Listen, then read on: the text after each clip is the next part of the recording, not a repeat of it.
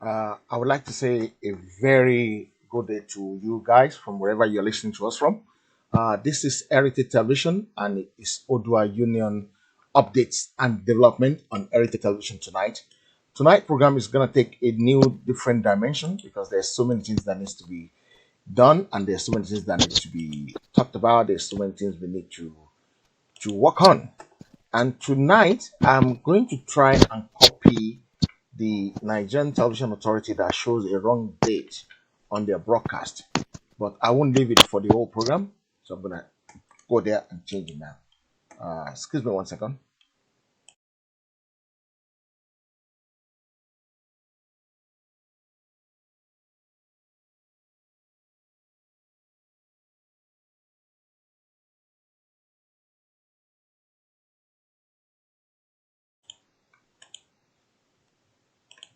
So as I was saying, we're taking a new dimension. We're taking a different route tonight, uh, and we're going to hammer some few things, and we're gonna let people know how the things is gonna go. Quick to the rule of the house. The first thing in the rule of the house is that for my contestants tonight, for my panel tonight, when the camera is on the C screen, right, you can keep talking. No, when the camera is on yourself, you can keep talking. But as soon as the camera goes onto the sick screen, then it means you have to start rounding up. And if you don't round up, you're gonna get yellow card. Tonight, again, we will have the opportunity to vote some people out, people that are not dragging their feet, people that are not doing enough, people that are not following the rules, and people that are not part of us, people that are not for us on this show. We're gonna vote them out. And who's gonna vote them out? The audience. This has got nothing to do with me, and it's got nothing to do with panel, but you guys who has been faithful to us, who follow us, and who is working with us to make sure that things goes in the right way for our union. Uh, every day we talk about Odua Union updates and development, where we give you how things are going, where we're coming from, where we're going, what we need to do, and what needs to happen because we cannot keep being slave under anybody. We don't want to be a slave, but we want to liberate ourselves. And nobody can liberate us. The only person who can liberate us is ourselves. So for tonight's show, there are some few things that we're gonna try and discuss. I have my panel of people here. Few people are here. We're still expecting some more people. So I'm gonna reveal their face so that we can see them and then we can take it from there. The first one I want to talk about is the. Should I talk about the new ones? Uh, it's okay. I'm gonna talk about Shola first. Uh, Shola Adewuye is in Germany. Is right under the bottom right hand side of your skin, and that's the gentleman that moved close to the screen there. I'm gonna give him the opportunity to introduce himself. Shola, could you introduce yourself to our audience, please? Okay. Good evening, everybody. Shola. My name is Sholadowi, and I'm here. I'm right here in Germany. Um, I'm happy to be on this program because I've been behind the comments, audience, voting people, and not the rest. But I think at this this night, I don't know what it will look like because I am. I want to drop it. I want also to say it the way it is. But thank you very much, Heritage Television, for inviting me tonight. I'm happy. Thank you. Fantastic. Mr. Frank, Welcome. kudos. I'm looking at you. I watch you every day. Well done. The man, the lion man. And Mr. I know you are Odua by the blood. You don't have dilute. Thank you, the moderator. Back to you, studio. Okay, Thank you thank you very very much for much. that. Yeah. The other two doesn't need a lot of introduction because they are there and they know what they're doing. I have Frangelo again in the house and I have Fatai Stupido again in the house tonight. If you're watching us, please, you need to do us a very big favor. You need to share this program so that people can know about what we're doing. By the grace of God, the app will be back online before the end of the week. Thanks to some few generous people who is supporting this cause and who has actually donated towards the the programming of the app. We have the app already before, but for some reason they decided to take it down because we didn't update it the last time we were supposed to update it, so they take it down. But now it's back online, and the only thing we could do is to utilize it more and more. The new app should have podcast, so that if you don't have a lot of data and you don't need to watch it, you can actually listen to it. So it's going to have podcast. So that's a new thing that we will be able to separate some few things away from it, thanks to some few generous people that actually suggest that as well. And again, it's coming down to Lagos as the first one soon. Before the end of May, we will be on ground in Lagos. You will be able to listen to us on a normal radio. So you will not be burning your data. So very soon, before the end of May, sometimes you will be able to pick us up on the normal radio before the end of the month. So watch out for that, our faithful followers, so that we want to get this to hit the ground properly, so that people that needs to know about it knows about it. Frank Pedro, you want to say something to your lover ones, your audience, quickly, please. Good evening, everyone. Good evening, world. Good evening, Africa. Good evening, Asia. Good evening, the United States. All my avid viewers all over the whole world. I salute you. I welcome you into Heritage TV. It's going to be hot. It's going to be brutal. It's going to be nasty. We're going to screw people up. If you're faint-hearted and you're not strong enough to be here, I'll strongly advise you vamoose. Now, over to you in the studio. Fantastic. I don't know about being brutal. We're just going to be faithful. We're going to be truthful. Because there's some few things I'm going to try and correct tonight as well. We are not terrorists.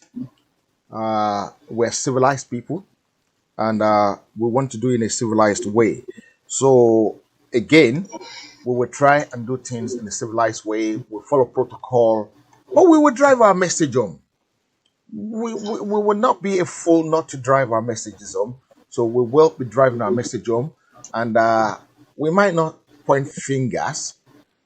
We might try to amend things. We might try to correct some few notation, because number one, we don't want to be seen as scavengers, but we want to be seen as civilized.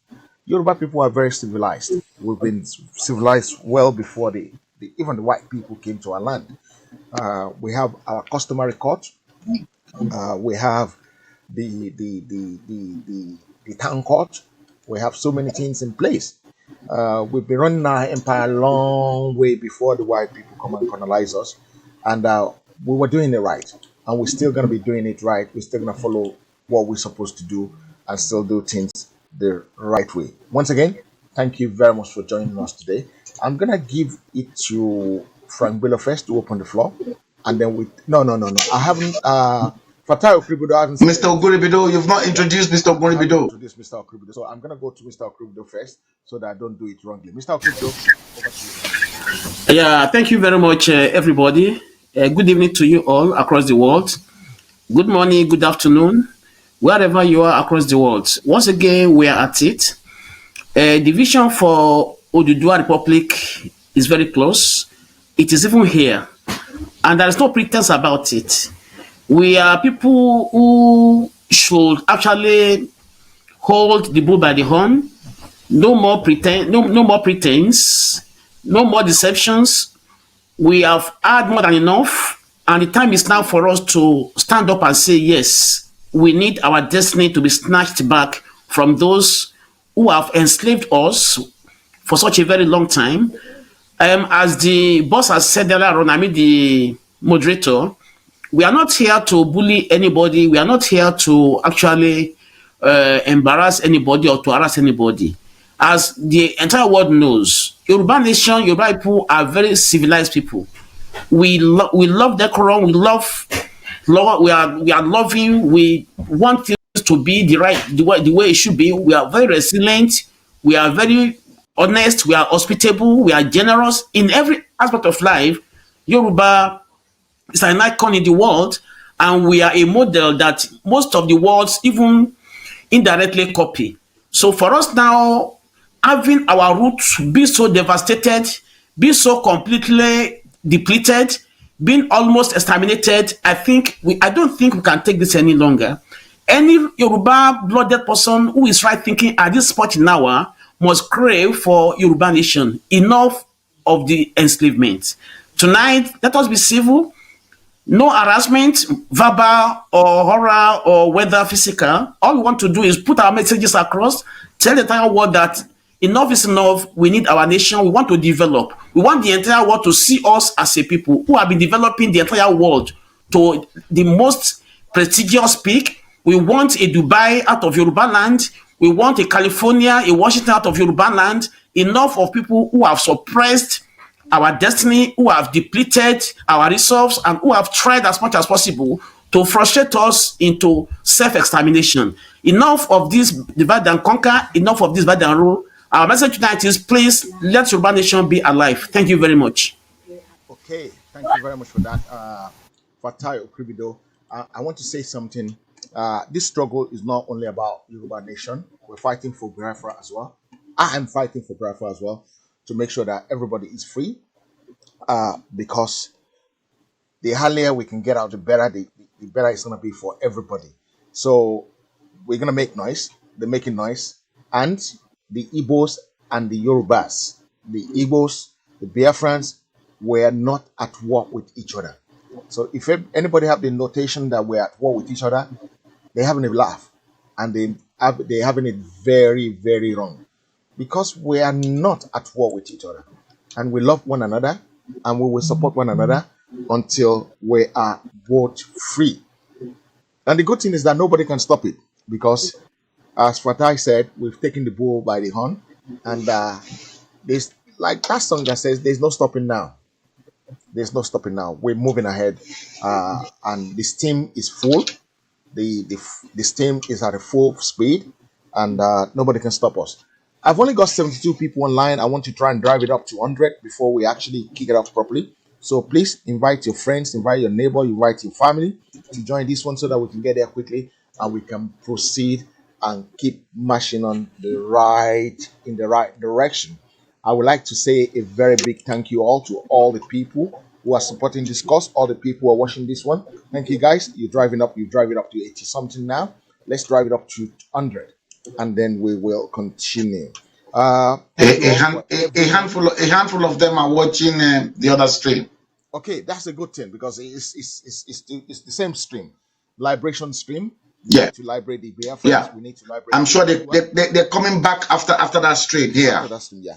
Okay, so we will proceed then. Yeah, we'll proceed and drive it forward. Please share this program, share the program, share the program, share the program, and share it to the core. Share it to everywhere you can share it to. And the future is in our hand. The future is in our hand. Okay. Let me take Frank Bello first, then I'll go to Shola, then I'll go to Fatai.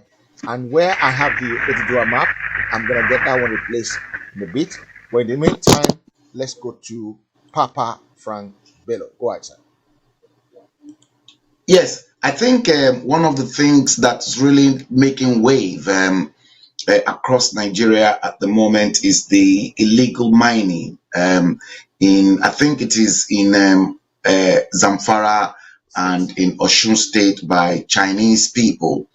It is illegal, and I think in Zamfara State, those Chinese people, they've been rounded up, and I don't really know at this stage what the Nigerian government will do to those people, knowing fully well that they were in that country at the invitation of those who are in power. So what are they going to do to those? Well, I don't know whether right now those Chinese are illegal immigrants in Nigeria. Now, let's take it a bit forward. What if these Chinese in that country mining our resources illegally are illegal immigrants? What are we going to do to them?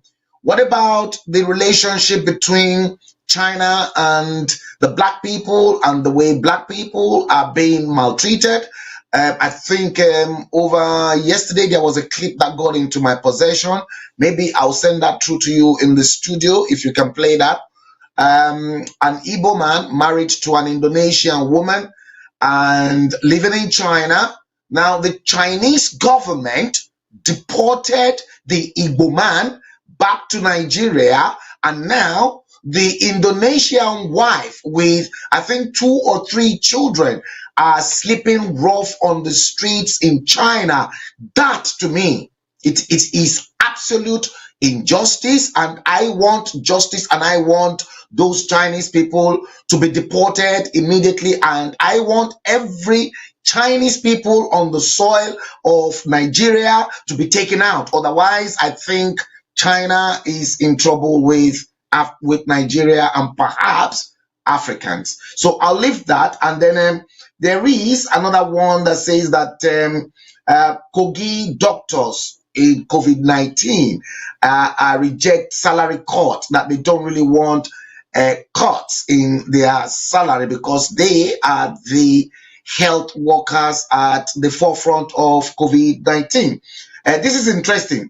Nasarawa governor shuts House of Assembly as lawmaker dies. Now, it was revealed earlier on my stream this morning that the lawmaker in Nasarawa state died, and now I think, like Baba Obasanjo said, that what NCDC were treating were just malaria fever, and that COVID-19 is not yet in Nigeria. That when COVID-19 is in Nigeria, they will know COVID-19 is in Nigeria. Now, are we seeing that situation whereby COVID-19 is now subsequently coming to Nigeria, and will COVID-19 eat everybody raw in the north? Now, another emir, an emir I think 2 emirs in the north equally died of COVID-19. Emir of Kaura Namoda dies at 71 at Matawale in Zamfara state. Lockdown, 27 police personnel attacked, says IGP. And it goes on and on, but for now, I think I'll hand over back to you in the studio. Maybe somebody else will want to chip in at this stage. Thank you. Okay, thank you very much for that, sir. I really appreciate your contribution. Shola Adewi in Germany, any update from you, sir?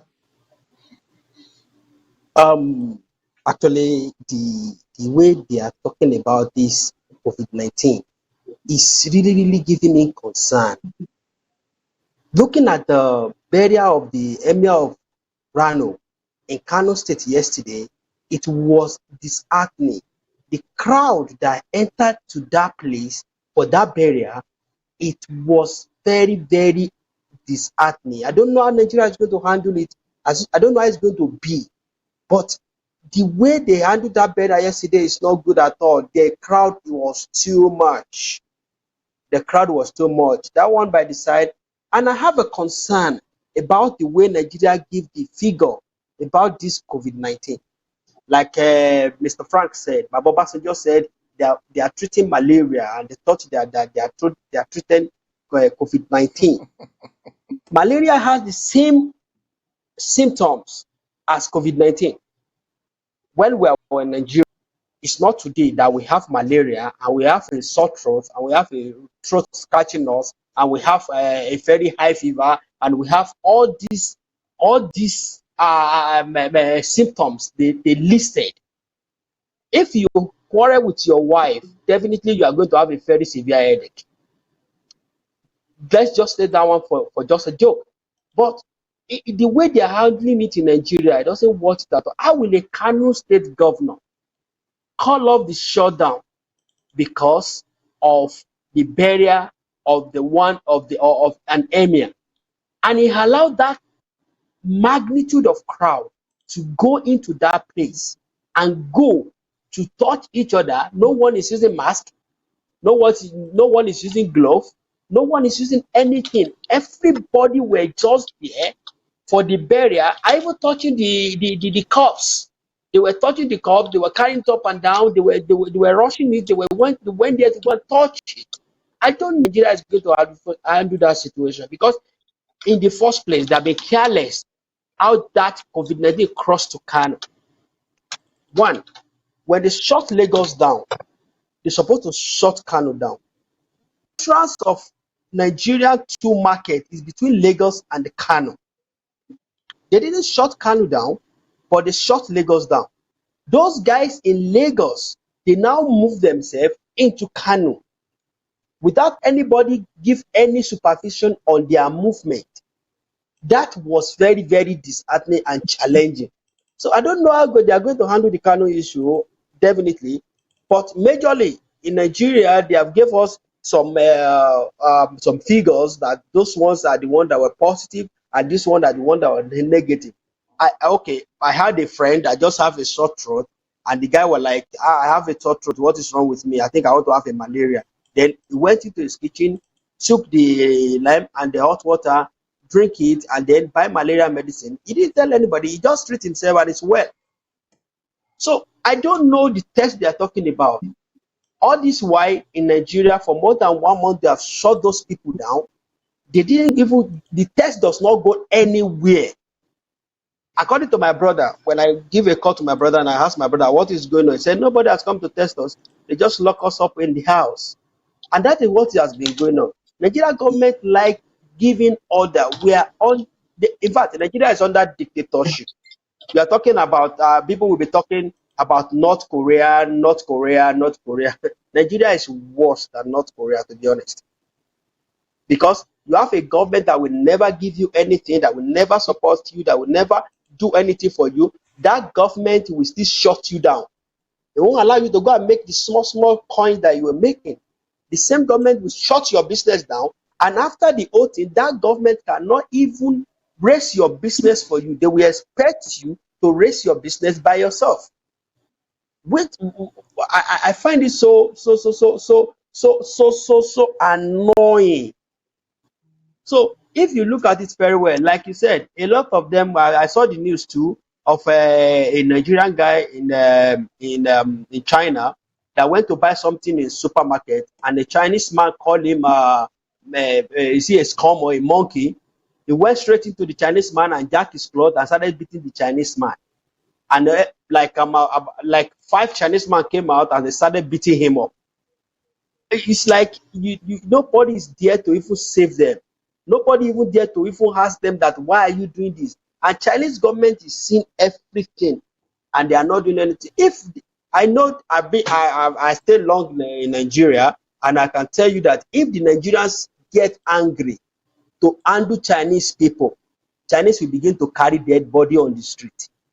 Because those, especially in the north where I stayed before, those Hausa boy will beat a Chinese man and kill a Chinese man, and they won't send, and you won't see one person to catch.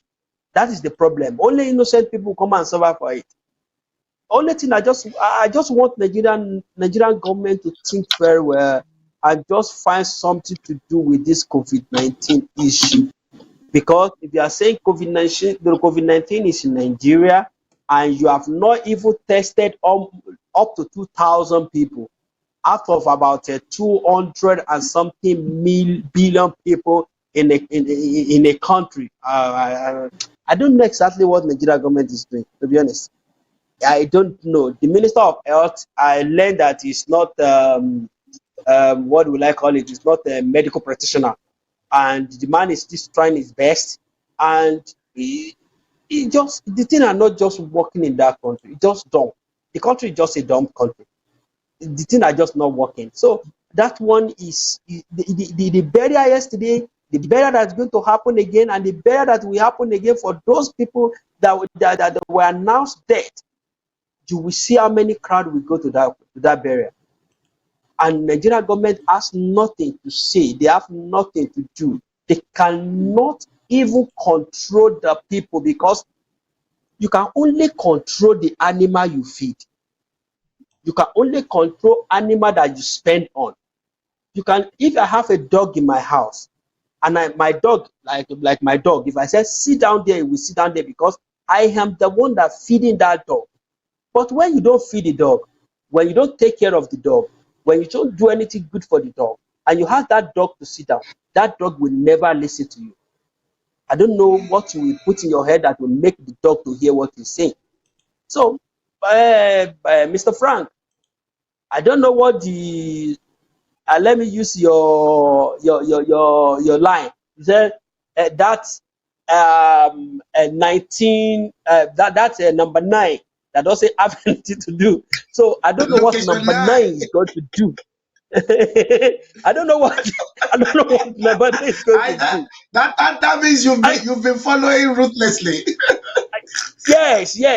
That 9, I don't know what it's going to do, because that 9 does not make any single sense. They are not making any single sense. They were just there. They were just there like nobody's there. I don't know. They were just there, empty egg, empty calculation, empty plan. They will plan to record the president. I'm into the media. I'm into editing video and all the rest. You will do something like you are from primary school. I don't know. And when you talk, they will say, okay, that I monitor you. I monitor you, and I watch you all the time too. because I get angry. In Nigeria, generally, Nigeria doesn't have a law, so they are lawless. So I pray God will help them. Okay, Thank you. thank you very Back to much you in for the that. studio. I really thank you for coming back so quickly to us. Yeah, I'm gonna introduce Femi Babalala, who is based in Germany, like Shala as well. Mr. Femi Babalala, welcome to the show, sir. Oh, happy Sunday. Thank you for having me tonight. Fantastic, Thank you thank for you. And having Well me. happy done, to sir. see you too. Yeah. Nice meeting you, Do sir. you want to say something to Yeah. our people online, please? Yeah, it's a good show, but what I would just say tonight is this. Let's say the reality about China. Who are those people that go to China? Are they farmers? Are they farmer in the bush? Are they the illiterate? They are educated people that go to China to go and lobby with China to start asking for money from them. All the presidents in Africa. They all go to school in abroad. They're supposed to know their left and the right. They will continue to put Nigeria in bondage or putting Africa in bondage. It's true, we can be blaming China today to tomorrow, but they signed contract with China. They signed contract with China. My father that is in the village now cannot go and sign contract with China. So we're in a big mess, and then the people, the society themselves, they are sick. Some of them are dead, just walking on the street because they don't even know what is going on. How do you expect them to fight back? Fight who? Which one of them? Some of them cannot even feed themselves. So we need to change the mindset of the people. It seems that someone that is in psychiatric hospital, someone is in psychiatric hospital, and then you want you to go and fight. How do you want me to fight? I listened to Nnamdi Kanu where he's saying something the other time, insulting some of the Yoruba, some of the Igbo, it can't be right. Because it seems that the black have a problem. There's a mistake somewhere. Mr. There's a mistake Babalala, I somewhere really about the black. appreciate that statement of yours because it means me and you are on the same page. And when I say we are on the same page, There's a problem somewhere. yeah. So how Bigger can we problem rectify the somewhere. mistake? There's a problem. There's a mistake somewhere. Black people all over the world, there's a problem somewhere. How can we rectify the mistake? Can we go back to drawing board and try to analyze the mistake and then come to the real point? Because now, if his time is not taken, I believe that they are going to take Nigeria seaport and the airport if they cannot pay their money. We don't have a country. We don't have, all these things. If let me put it in this way: if that Nigeria or African want to move forward, we need to dismantle Addis Ababa, the AAU. We need aggressive young generation that really know what many of the presidents or governors, like that woman that is the United Nations before, that was removed. We need such caliber of people, like that. Because Africa is not That's just for Okojo working. Wela. No, which Okojo? I bet Okojo. Well, I'm not talking about Who Okojo. that? The woman Who is from the woman? Martin is from the woman from Okay, United okay, Nations that okay, lead the okay, secret okay. of the French Francophone in Africa. We there's a problem I got it. somewhere. As I will tell you, I will tell you to as we are discussing now, some black downtown or in Europe, in the diasporas, when we'll be analyzing what we are talking, they will be making guess of us. What are these people talking? They are looking for their hot cake. Black have problem. They don't have structure. There's no value system. There's no value system that can move African to move forward. The West, the European Union, in diaspora, they really plan and they know what they want and they are trying to get what they want. But does any African leader know what they want? Or how can I put it? If you say it today, truly, some of those people in the government today in Nigeria, how many of them, some of them living abroad before? Some of them living abroad before. Some of them studying abroad. Instead of them actually, if you are a graduate, you have PhD in Nigeria, in the northern people, they don't believe that you go to school. They bring you back to their own shoe. That is what happened to Shubayo. And if they cannot be able, if they cannot find someone that will be in that position, for sure, they will contact someone and the person have to agree with them. This is what we want. And then if you don't follow their steps, for sure, they claim from the road. So I've said before, we are in a big mess. We are in big mess. Because if we are not in big mess, see the COVID-19, what is happening there? There are a lot of people down home in Nigeria. There are a lot of people, they lock people, they are not giving them shelter, nothing. If really like what Obasanjo says that he doesn't believe that maybe there's COVID-19 in Nigeria, perhaps, maybe they have some in the north. You can see how people are dying in the north now. Maybe because of the China people that come in there, they have their own game. They are playing their own games. So we need to go back to drawing board. There's a problem somewhere. And I believe the African all over the world, how can I try to put it tonight again? The power to change Africa must come from the diaspora. And then not just to come from the diaspora, we need it to build a value system. A value system. I live in Germany. When I arrive in Germany, from Spain, relocate to Germany, I have to adopt their system by force, by fire. If I don't want, I have to go. If I don't want, I have to go. What system does African continent have? No, zero system. Even Mr. President. If I ask Mr. President today if he's there or not, if I ask Mr. President today that how many children, or the ex-minister, let's say, or who is in charge that, okay, look, how many children was born today? They can't give me the calculation. Or if I ask the person in charge of education, how many people are going to NYSC to serve? They don't know the accurate. They are sick. We have problem. The mindset, we have problem. A big problem. Even if Yoruba people will have independence today, if we don't do the right thing at the right time, we are still going to have the same problem. Even if Igbo people go today, they are divided. Yoruba are divided, Igbo are divided, Nigeria are divided. Everywhere is divided. There's a problem. There's mindset problem. We can talk today to tomorrow. I know what I'm talking about. Reality. Reality. Do you want Oba Bini or do you want the Oba of Allah Oyo to say you want to respect or New Office? Or do you want Alake, which is the man? They are all quiet. Alake is a very quiet king, or the rest, or Abbas, you know what I mean? Do you want them to say, there's no unity in any way? The whole world you can find unity. They will always find movement. Something will be going up. That's why you see white people, either they are bad or they are good. They love their self. Even if they are going to find later, you will not show it in their face. They will make sure that they get this thing and then they achieve it. They take their time to be able to achieve what they want. You can see after 50 years, the African Union cannot come together. Africa cannot come together to form a whole one block of Africa. Then European Union make use of it and it's working. It's working. But I just pray for Africa or Nigeria. War is in their step, in their doorstep. We need to be very careful because mindset. If it's 100 years, I've posted the other day, if it's 100 years of amalgamation, 60 years up to, you are going for 60 years, there's nothing is going on in Africa or in Nigeria. Nothing is working. Nothing is working. Nothing is working.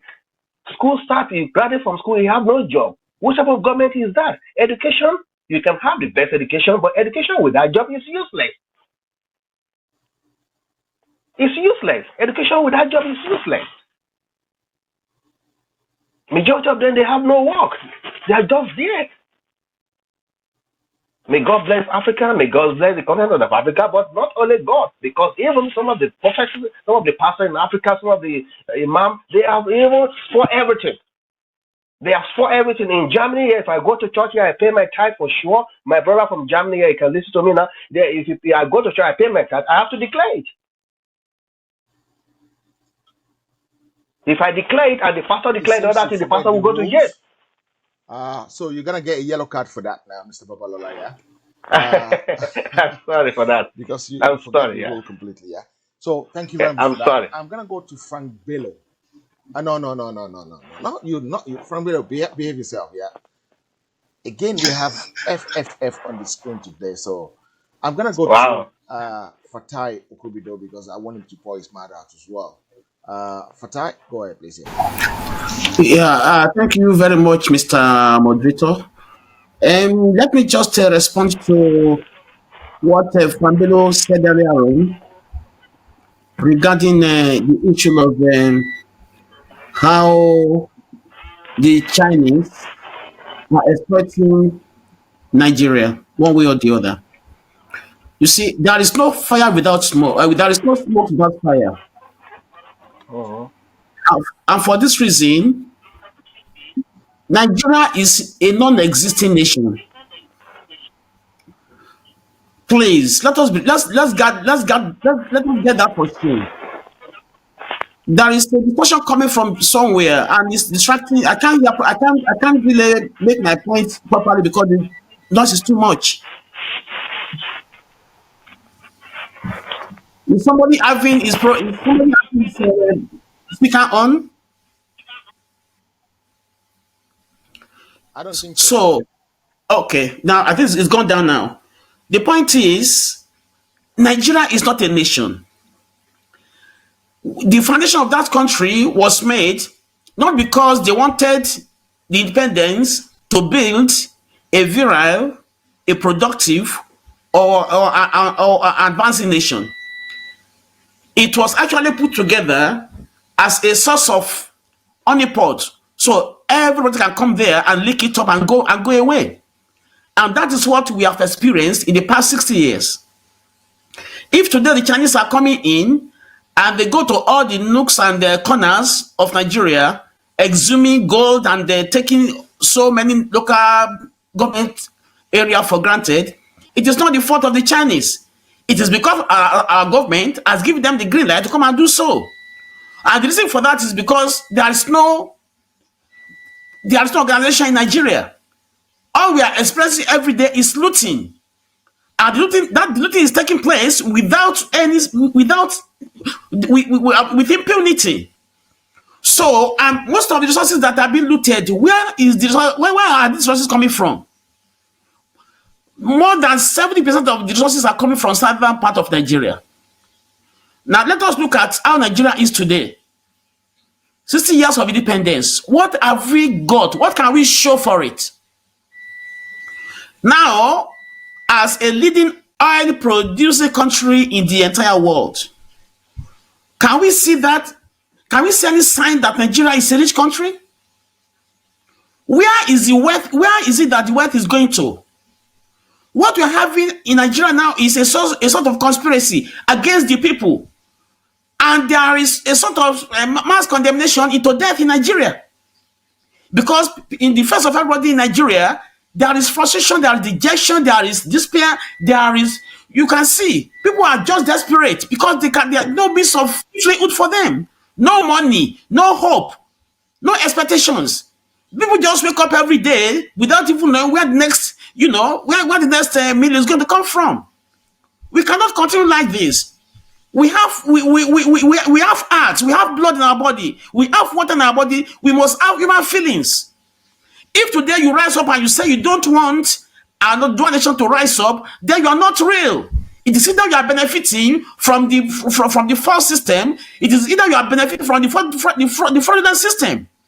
So the time has come now for us to come back to basics and understand that we are being destroyed in Nigeria as southern part of the country. It is deliberate destruction. The money our people are spending in the southern part of Nigeria today are the money that is coming through those that are working for the government in the ministries. And then all the money that we sell from the diaspora to our people. The real internal money is being looted. Nothing is being spent on Nigeria because those who made up Nigeria know that there is no hope in that country. They have no trust in Nigeria. All they are doing is they are saving the money up for their own benefit for the future. Maybe when Nigeria explodes and they are trying to create their country, the money is being stashed somewhere. And those who are actually, instrumental to this are the so-called leadership who have their affiliates across the world. Britain, Germany, Saudi Arabia, in every part of the Nigerian money is just being carted out. We are being regarded as stupid and foolish people who should be exploited forever. Please, enough of this, and we have to move on as a nation and let South Nigeria just take their destiny in their own hands. Thank you very much, Mr. Fatai Okubido. I really appreciate what you're doing. Thank you guys online. You've driven up to about 120 something. We still want to drive it more up because the more the people, the merrier. The more, the merrier. So I really thank everyone who has spoken so far. I would like to reiterate something again tonight. We are not going to lift a single hand to win this fight, this struggle. And nobody is going to die before we liberate ourselves. We are not doing armed struggle, but we will use every other means to get to where we're going. And where we want to get to is to liberate the country, Nigeria, and the people there. Odua will be liberated. Biafran will be liberated. We need this to happen, and it will happen concurrently. The Biafrans, the Odua, we will live concurrently, and we're living this year. We're not living next year. And we don't need a referendum because there's no referendum in our constitution. Because they knew what they were doing initially. That is why they took the referendum out. Because if the referendum was there, they know we could have executed that clause and get out. So they took that clause out initially. They didn't put it there. Guys, I thank you for your support. I thank you for staying with us. I thank you for everything you're doing with us. And I seriously hope you're going to stick with us more and more on this program. If you want to support this program, the easiest thing you can do is to like and share the program. At the moment, I got 123. That's still low. I want to drive it to about 300, 400, 500 people watching at the same time. So the only thing you can do is actually to share and encourage more people to know about this program. Like I said, before the end of this month, May, will be on ground in Nigeria that people will be able to tune in to us on the Nigerian radio. And that will definitely happen. I'm going to give it to Shola again, Shola Dewi, who is based in Germany, to continue the discussion for some time. Well, Nigeria, like everybody will say, is a fraud. Coming together and putting the country together is a fraud. And the fraud in it is annoying. Because the people who even put Nigeria together, they don't really know what they're doing. Why I say that? You see different people, different race, different culture, different ideology. I just decided that you can put them in a cage together, and that cage cannot work. There's no way you can put a lion, a sheep, and a goat or a dog or another. You put them in the same cage, and you said when I come back, all of them will be alive. They will defer themselves. Nigeria were put together by the people who only only want their own interest, not the interest of the people in it. And I will say this, maybe they thought by now the war will have broke out and wipe the people out of the surface of the earth, and there'll be nobody there to control, and they will come and take over the whole land and everything that is in it. Maybe that's what is behind their mind to put Nigeria together. And I want to say this, and I always say it, Biafra and Oduas, they don't have any beef with each other. There's a lot of mistake in the past. There's a lot of misunderstanding in the past between Awolowo, Zeke, and all the rest.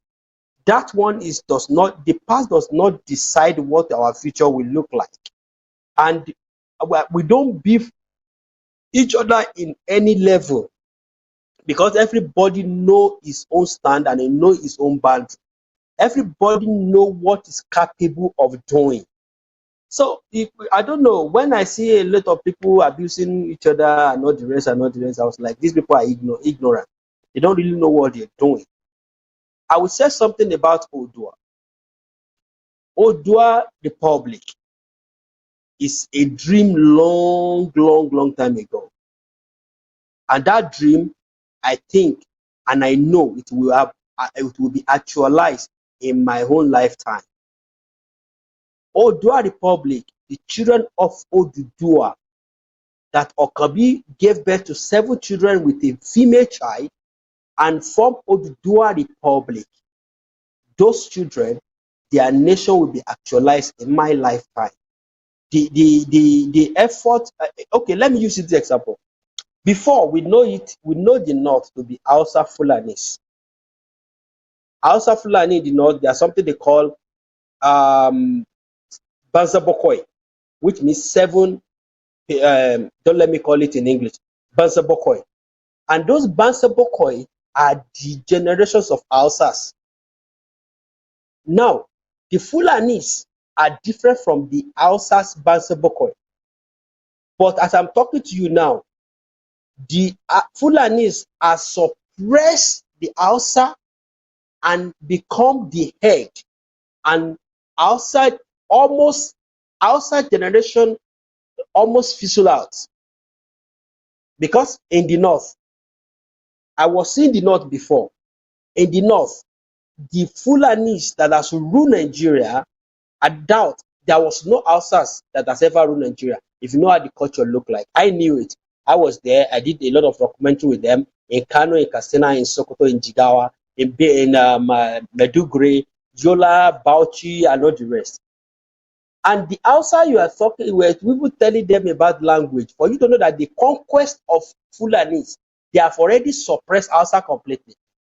Only thing you can hear people speaking is Hausa language, because Fulani has their language. They call it Fufude. The Fufude is language of Fulanis. But Fulani is one tribe that will come into your land, learn your language, learn your culture, live according to the dictates of your land, and become a part of your land and take your land away from you. That's Fulanis. That is why a Fulani man will be speaking Hausa. You'll be wondering, why is he speaking Hausa the way he's speaking it? Because they have won the land. And all these things, when I hear people talking now, they will just be talking about Fulani. It's not only Fulanis that is in the North, it's Hausa Fulanis. And that Hausa as a tribe, they have already suppressed them, that they cannot do anything anymore. And that is what they want to do to Nigeria. Because I've heard a lot of people said, Nigeria is our land, we are cattle rearer, we are the first person that first rear cattle into Nigeria before the people begin to come into the land of Nigeria, and Nigeria will form as a Nigeria. They will say the Nigeria belong to them. I've heard it, they have said it, they have wrote it for me, they have used it to abuse me. Because a lot of the things they called you, you don't understand.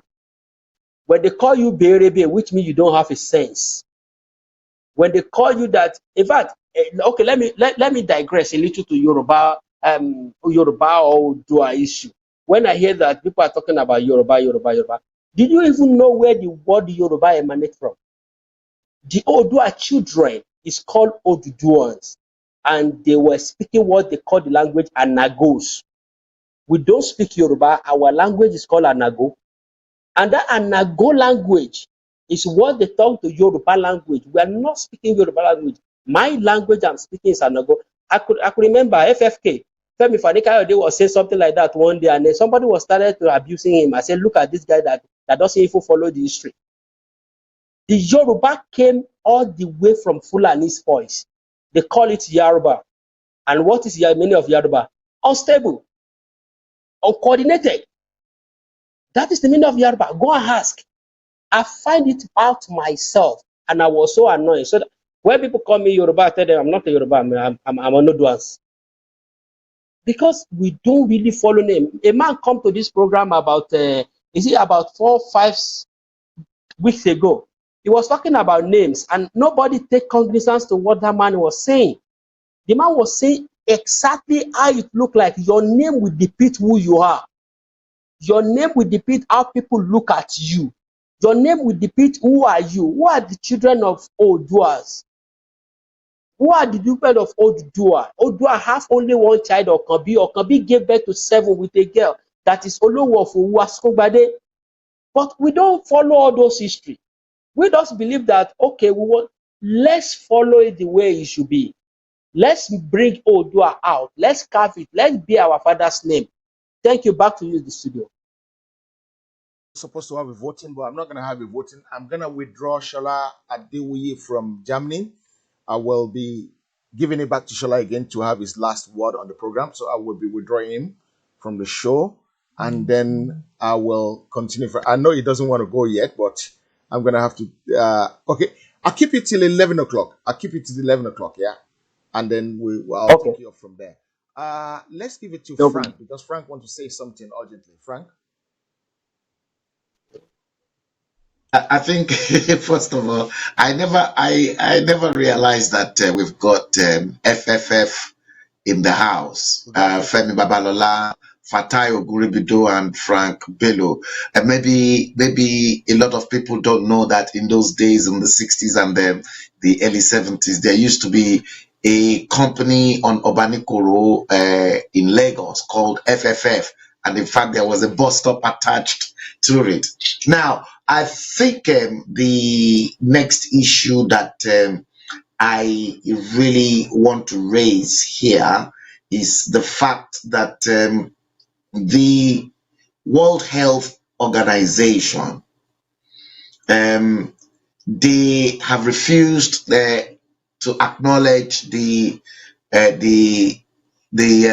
discovery by Madagascar as an alternative treatment to COVID-19, to which they piloted it in Madagascar, and it's been a success. So World Health Organization, they refused to acknowledge that in the international market.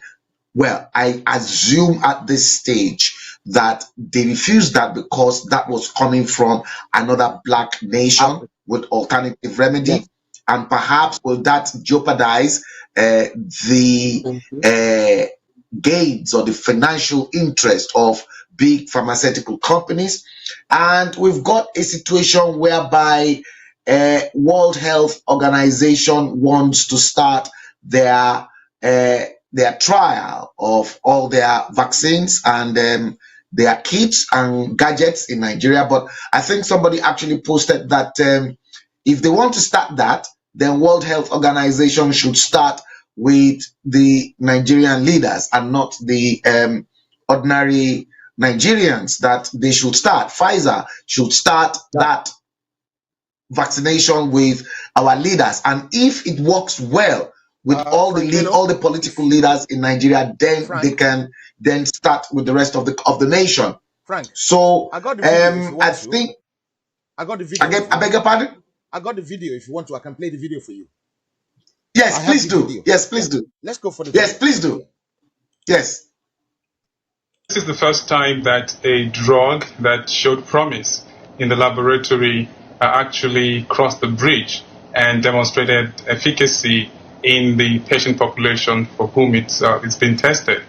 And so the trial that was reported today showed that looking at two important metrics of patient outcomes, number one, time to recovery, and number two, survival, the study, at least using the data that we have now, showed good results. So in terms of the recovery, obviously we had said, it shortened the time to recovery, notably from 15 days to 11 in patients who were sick. But obviously you say it trends towards improving survival, right? Whether people actually live who wouldn't have lived otherwise. There is still an 8% mortality rate, I understand, from your study when the drug is administered. Dr. Fauci today, though, said, yeah, that's an improvement. It was 11% before, but he noted that improvement is not statistically significant. And ultimately, that is what matters, right? Does this drug save lives? Do you have any concern about the results on that front? No, I do not, because the results that were reported today really is a foretaste of the entire report. The final analysis is still a few weeks away, but what was reported is strong enough to say that at least the trend, although it did not reach statistical significance, it was still important. And the expectation is that when all the results come in, it hopefully will reach that metric. So you're saying the expectation when there's more data that's coming in the next few weeks is that it will be a statistically significant improvement in terms of people living who would not otherwise have lived? That is the expectation. Of course, until the data the full results come in, we really cannot make definitive statements. But everything that we've seen so far gives a lot of optimism and hope that, in fact, that's what's going to happen. Right. Well, obviously, that's the significant point, and you're looking at the data. So obviously, everyone is hoping that is what turns out. Another doctor working on the NIH study, Dr. Taiwo, said that remdesivir is, I quote, not the end of the story. We can always do better. Do you think there is another drug that could be ready to use this fast that is out there? Well, I don't know that we have something else that works exactly the way that remdesivir works, which is as an antiviral that really we could make this sorts of statements about. But remember that COVID has two ways in which it can hurt someone. The first is by its viral activity, so just the virus making copies of itself. The other way is through the profound inflammation that it causes, that is really something that comes into effect much later in the course of the disease. So there are compounds that are being looked at to address that other component of the disease spectrum.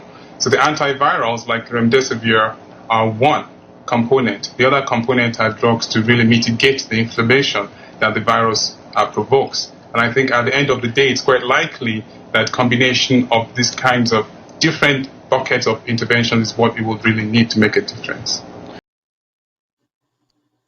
Thank you very much for that audio. I'm going to give it back to Frank so Frank can continue his submission.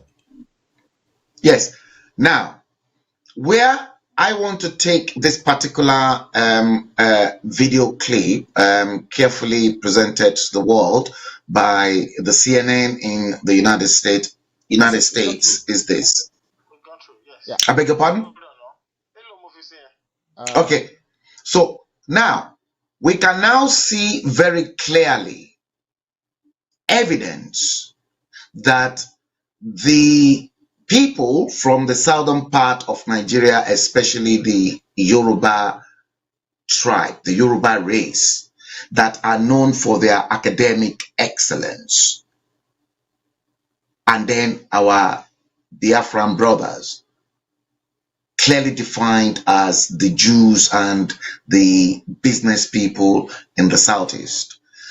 The academic excellence that's been demonstrated by the Yorubas, not only in the scientific field and research, but also in the medical field, are at the forefront of this struggle in the world, but they're not being credited with most of the advancement and development. Look back. These guys were guys that were trained, educated in Nigeria, but the fact of the matter and what we have to look into is that a nation that you all claimed to be your nation, your country, a mere geographical expression where ordinary Yoruba man and Igbo man cannot thrive, cannot do their business successfully, cannot carry out their own medical and scientific research on their own ground, only to travel out of that location 9, and then only for the Western world and America to grab their brains and then begin to tap into the knowledge that has been implanted right all the way from primary school to secondary school to university level. Can you see how the Fulanis, they've destroyed everything that is good in southern Nigeria, as opposed to developing a progressive nation? And this is why, that was why that clip was actually aired. And I see it differently. If others don't see it the way I am analyzing this and I'm presenting this to the world, you see, a proverb in Yoruba will say, Woli kò kí níyì nínú ilé ẹ̀, ìta ló ti máa ń níyì. A prophet is never respected in his own yard. You see, these guys, geniuses that Nigeria continue to produce, that nasty piece of expression in location 9 fail to realize and then tap into their given potentials. People who understand values. Mr. Babalola was actually talking about value system in Africa. Do they really appreciate that value system and the need to begin to use our medical and scientific expert to begin to look into the problems of the African people, the Black people, and then treat themselves, because we don't really have to depend on the white race. Our DNA as Black people is completely different. The way the Black person responds to medical is totally different from the way a white person will respond to the same treatment. The pigment on our skin is so sophisticated and it aged very slowly, far more than the white skin. And I think that is where most of the jealousy comes in. Where do we meet? Halfway with the white race, because the Black people, they just continue to destroy their own. They continue to destroy democracy. They continue to destroy good governance. They continue to destroy everything. They were unable to discover talents. They continue to destroy research because they're not pumping money into research. But these vagabonds and rogues, they are quick into buying, into budgeting several billions of dollars to purchase Japanese-made cars. I'll hand over to you in the studios, and then we'll take it further from there. Very much for that. I really appreciate that. Because I have another one line up. Okay, I'm gonna give it to Shola. Shola, go ahead. So that this is gonna be your sum up as well. Okay, thank you very much. It is not a new thing for us to see a development come from Africa and it will not be accepted, because number one, they're jealous of our skin, they are jealous of us, they're jealous of our knowledge. If they are so intelligent, America will not be having the highest population of Nigerian as a graduate. This is my final submission in this program today. Actualization of Odua is what we want, and we know that we will achieve it. And the WHO, we're missing something. WHO has condemned our own way of treatment long time ago. I grew up with Agbo, but they will tell you that Agbo is not good for my skin, for my body, because it does not have a dose and is poisonous. That is what I grew up with. And I don't sick at all. I know they are going to take for every sickness. But back there in Nigeria, or let me say Africa generally, they make us look like our own medicine does not make sense when it comes into discovery. When they say something that this one is our medicine, they will say, no, this is an African medicine, it doesn't have a dose. They will prefer to give us paracetamol that is addicted, like you have it and it has a cocaine or something caffeine attached to it. That one is by the side. Or what we're discussing here, Odua shall be actualized. Odua is our dream. Odua is our goal. That's where we're going to. Though we have a lot of bastards that don't want it to work. Omo Alebi, not Omoluabi, like Mr. Femi will start, Mr. We say it. See, I'm happy that I've shown up on this program today, though it is not the exactly as people want it, because there are many things that cannot be released. It is a bomb cell. Because I've heard a lot of you people talk about amalgamation. Amalgamation in 1914, it just give an opportunity for everybody to trade within each other. Until Lord Lugard come and join us together like we are his cow, we are his sheep, and hammer and gum us together by force, by fire.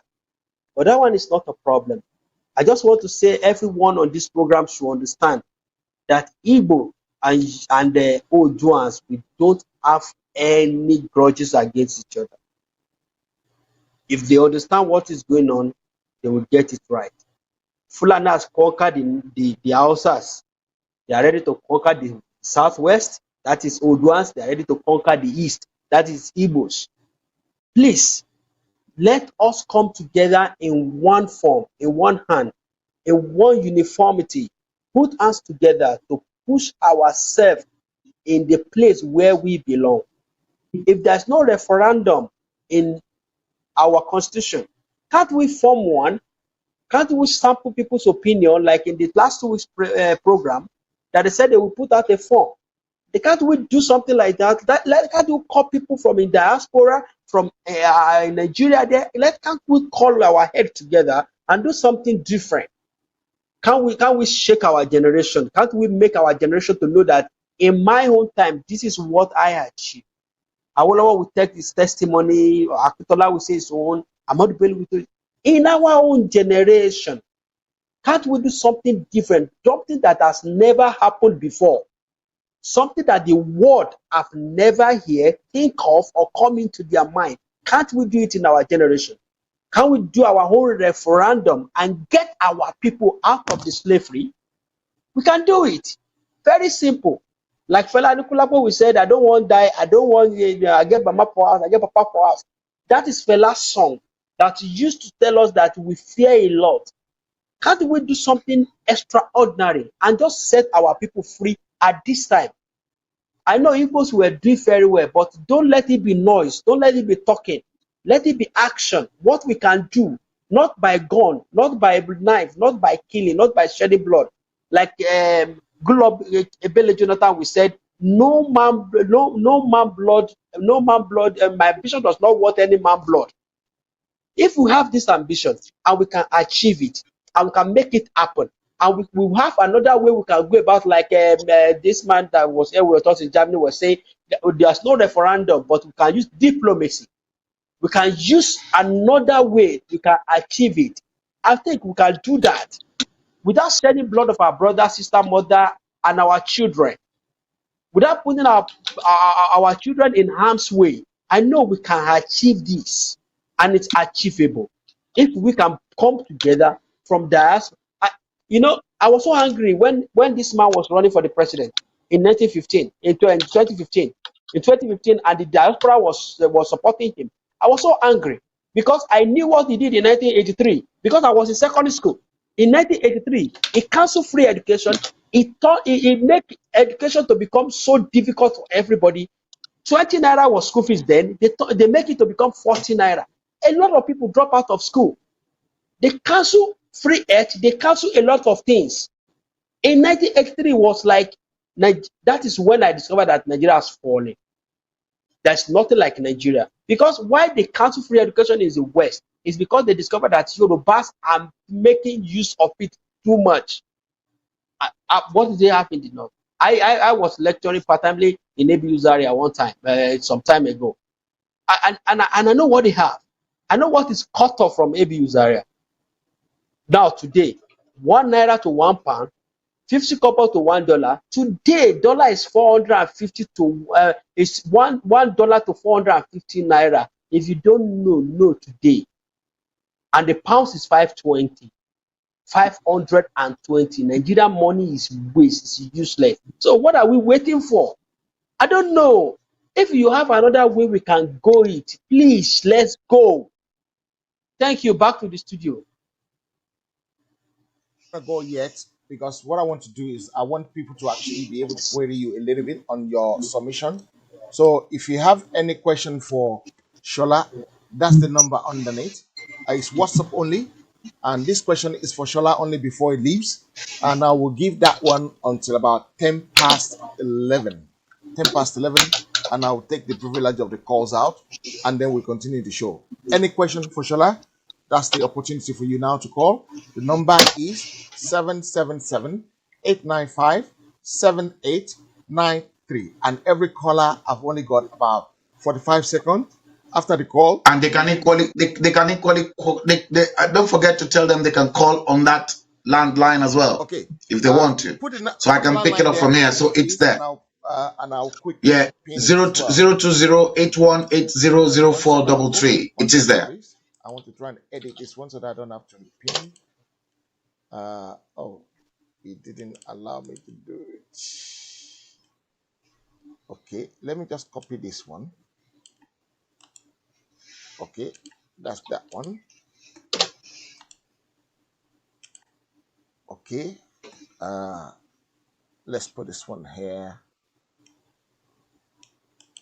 Or +4420, yeah? Yeah. 1 second, sir. 208 8180. No, I've done. Let me post it again. 208. Yeah. Yeah. 180. 180. Yeah. 0433. 0433. Okay, guys, those are the two numbers you can get us on. Let me pin this one. So I think someone called before, but I lost the call. Let me just try if I can get that caller back. Yeah. Okay. I'm just gonna get the caller back now. 1 second, please.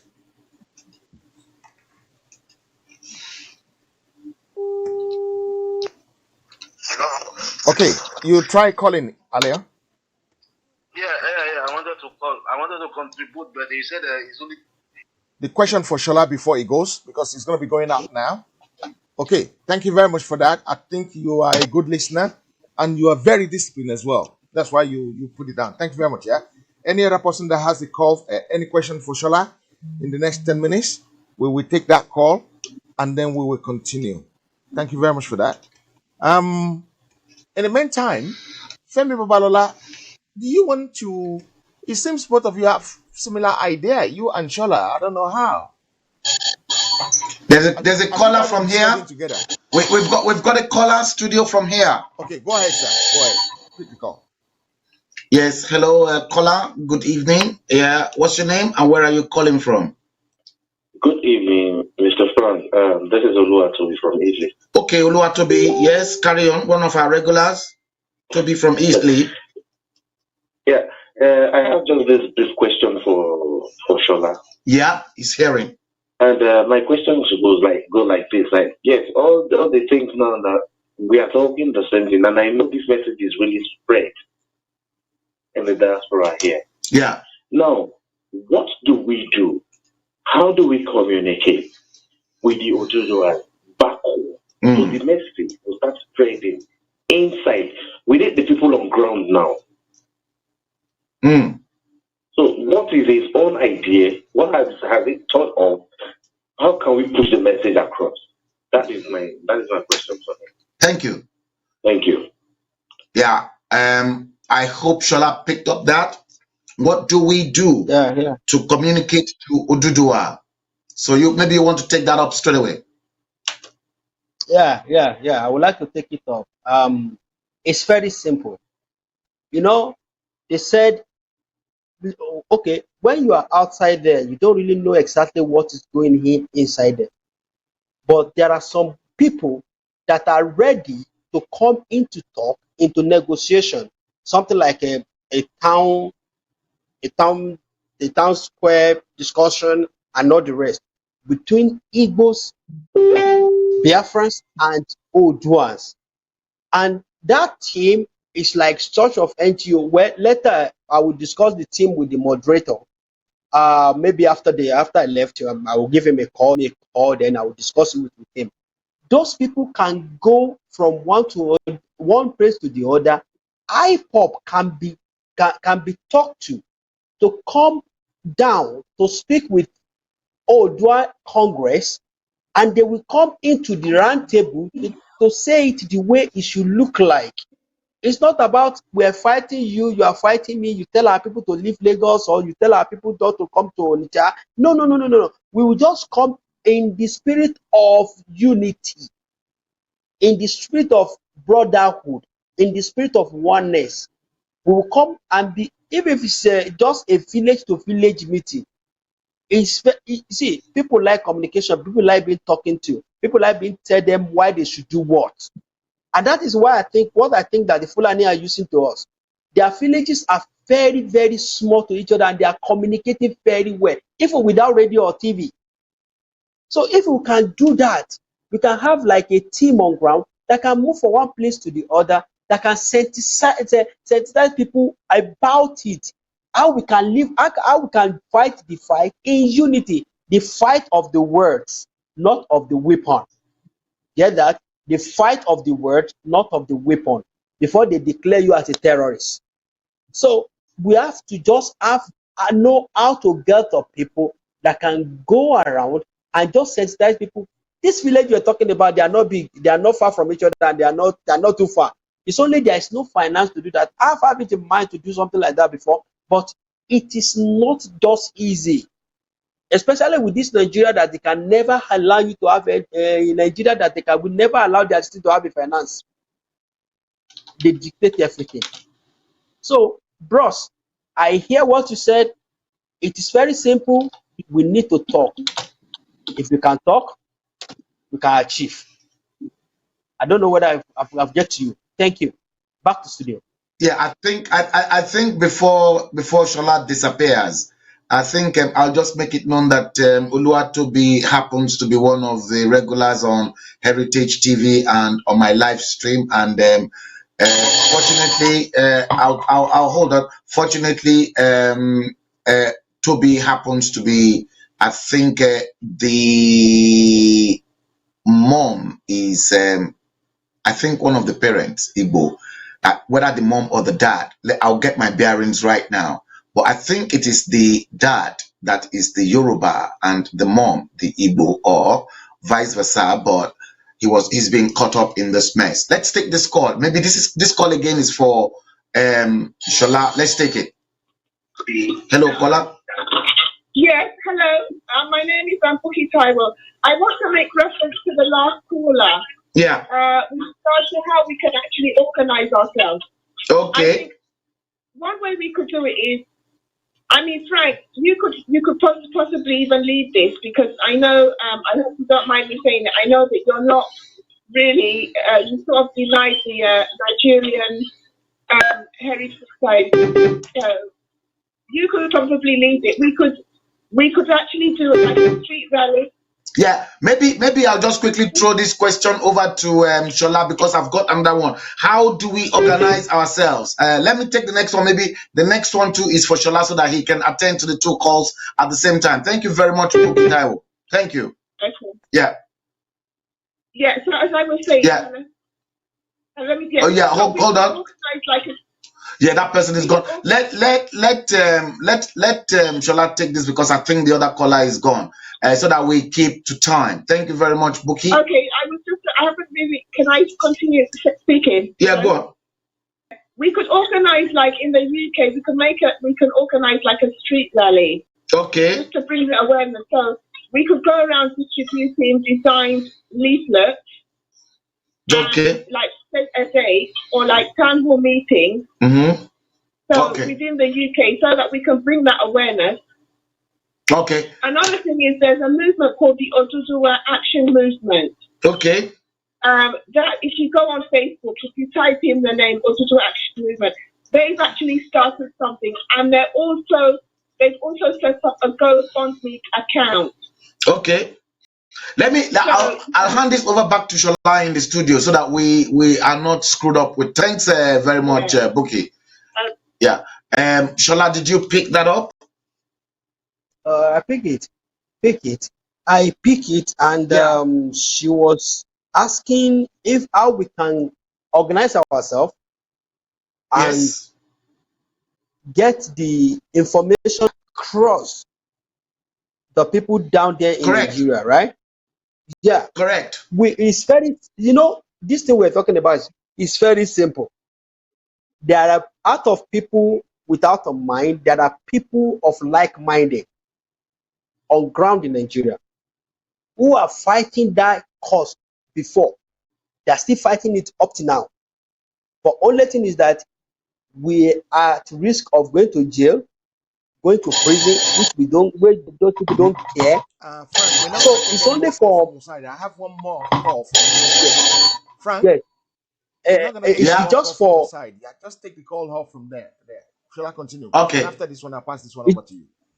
Yeah. Continue, it's just for people in the diaspora to come as a backup, as a backbone, and give the people down there.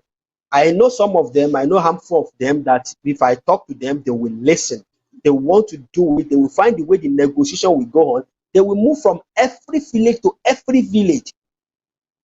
Before I left Nigeria, I speak 3 languages. I speak Igbo, I speak Hausa, and I speak Yoruba. And the thing is going to work as we just decided. We are not a terrorist. We can be talking to people, sensitizing people, but we are not going to make it something of, it's not by hand, it's by talk. It can be organized, it can work. That's okay on that one. I'm going to try and elaborate more on that one. Take this last question and then we will let you go. Uncle, go ahead, sir. Yes, thank you. Okay, I should go ahead. Yeah. Okay, good evening. My name is Eche. I'm talking from France. My question for Shola is this. Shola, we have a Fulani leaders. They don't think. They don't know how to think. How do you think it's going to be easy for us to bring this topic, to discuss this thing in our land, Nigeria? How do you think the security agencies will take it easy with us if we start this discussion? If, for example, we are in our land, for example, we are in Nigeria now and we are discussing all this, how do you think the security agencies are they going to take it lightly with us, or they are going to start taking us as criminals, or what do you think they will think about us? That's number one. My number 2 question, Mr. Shola, how do you think it's going to be easy for us to break Nigeria with just a pen and a piece of paper? Is it going to be easy that way? That's my 2 questions. Thank you. Thank you. Bye-bye. Go ahead, sir. Answer the question, sir. Yeah. The security aspect in Nigeria is very, very, very, very, very dicey. I'm telling you the truth. Are you getting me? I am telling you. Are you hearing me? He's hearing you. Yeah, he's hearing you. Hello? He's going to hear you. Yeah. He's going to hear you. The security, sometimes they go out of their order to do some stupid things, to be honest with you. But one thing is that there's something they call, if you know your father's house, you will know how to walk in that room without getting lost, though it's your own father's house. So if we know that this is what we want to discuss, it's not something of crowd. if you put crowd out there, I'm telling you, they will come after you, they will arrest you, they will lock you up. What is his name? Some of my guys that are on ground there, they have give me a call and say a lot of things. I wish I'm on ground there. I will lead it. I will champion. I don't mind going down there and lead it and champion it. But we have to be careful about it. It's not a crowd. It's not a street noise. It's not anything. I know I'm talking on network now, on international network. It's not a local. I'm talking on something like the whole world is watching me. If you want to talk to somebody about something, it's not something you make noise. If you are making noise, police will come after you. They will declare you terrorist and they will begin to arrest you and lock you up. So you need sense to do that. Number two, your number two question, you said, sorry, it escaped my mind. Can anybody mind, please? Fast. For people to organize themselves in the UK on a street rally. Was that from Bukit Taiwo? That one is not a problem. So you can organize yourself in UK. Nobody's going to arrest you. Nobody tell anything. Only thing is that it's giving them that an information that something is going on that they don't know anything about. And he was talking about Fulani leaders. Yeah, Fulani has their own leaders. Yes, Fulani has their own leaders. Odua has their own leaders. Likewise, the Biafra has their own leaders. So everybody has their own leaders. And if we're talking about this, I think Yoruba leaders, they have bought into this dream. I think I'm full of them, 80%. And in Biafra land, I know that about 80% has bought to the dream. But the team I'm talking about, don't let me discuss anything here. Please let me discuss it with the moderator. Let's make it, if you want to plan a coup, you don't plan a coup and be telling everybody in the barrack. So you keep it. When you want to plan a coup, don't tell anybody in the barrack. Anybody who about that coup must die for it. But let's just keep it and make it. It's in between us, Biafran and Odua Republic. Okay, thank you very much. Yes. I would like to say a very big thank you to Shola for coming. I have some two issues that I'm going to try and address in a minute. In the meantime, I'm going to let Shola go, and then I will start addressing the issues. There's two other questions that have been posted that we've not been dealt with properly. Thank you, Mr. Shola Adewi from Germany. I really appreciate your contribution today, and it's my honor to have you. Mr. Frank, thank you. Yes. You're welcome. My chairman from Germany, thank you. Thank you. I thank everybody for seeing me here. Respect. We really appreciate you. See you next time. Yeah, thank you. No, I'm still online. I'm still following you. Okay, that's good. Yeah, that was Mr. Shola Adewi, who is one of us that's based in Germany. We really thank him and appreciate his contribution to the show tonight. There are two questions that people are asking me. Some of the caller asked some few questions in which I really want to address in a minute. And the first one is it possible to break even? Is it possible to realize our costs with just pen and paper and talking? Number one, yes. And number two, no. Yes, in the sense is it depends on how we organize ourselves, how we organize things. If you organize things very well and you know what you're doing very well, there will not be a single blood shed. If you organize it very well and you know what you're doing very well, all you have to do is to mount pressure, the right pressure at the right time. You have to be a formidable force to be able to do that. Formidable force in the sense that, number one, it depends on how you play things out. You must make sure your organization never get proscribed, never get labeled as a terrorist, as a troublemaker. You are diplomatic enough. You have the right people surrounding you to mount up the pressure on the oppressors, and things will work that way. For me, I don't want no single person to die in this cause. That is my wish. That is what I'm hoping for. But if it does happen, it does happen. There's something called collateral damage. We don't want any collateral damage. We want zero collateral damage. So it is what they want that they're gonna get. But we don't want no one to die as a result of this.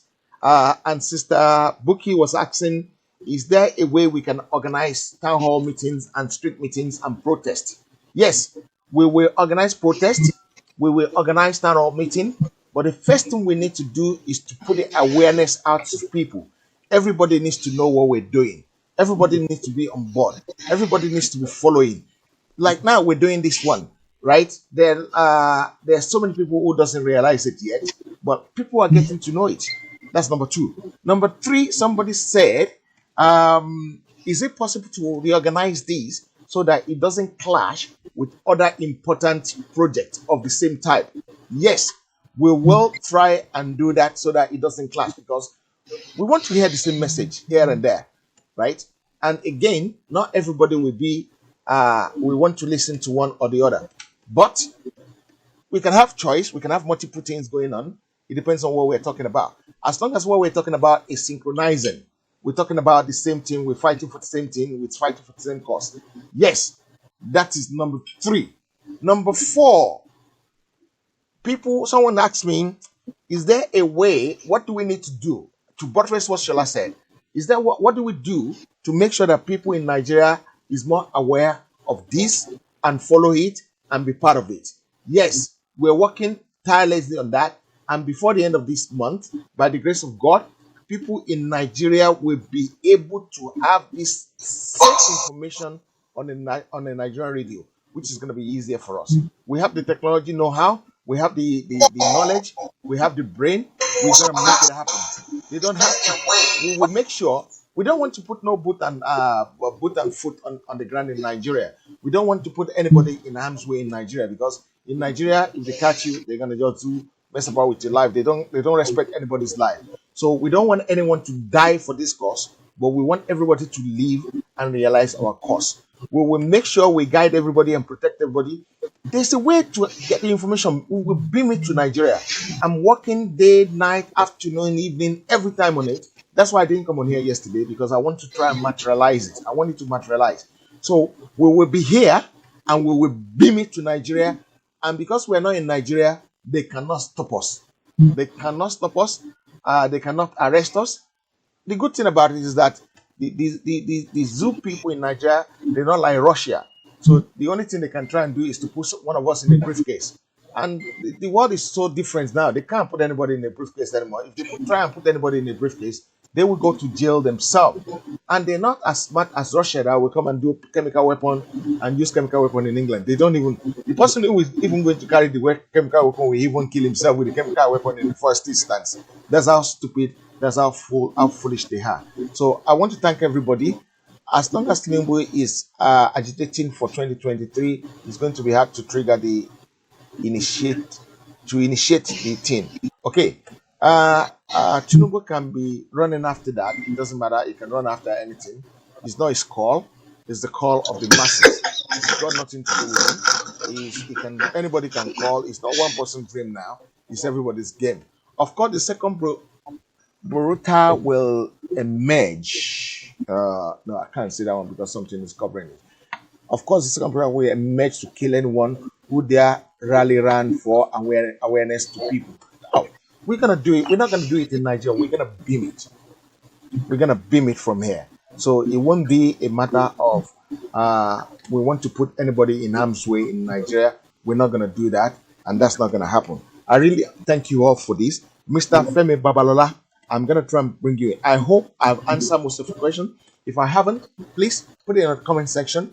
Invite people, invite more people. If you really want to appreciate, realize this, actualization of this struggle, you need to tell the next man to tell the next man to tell the next man, and that will make it very, very, very, very easy. We plan to beam things to the Odua nation within the next few weeks. Before the end of May, we will beam things to Nigeria before the end of May, and nothing can stop that, and nothing will stop that.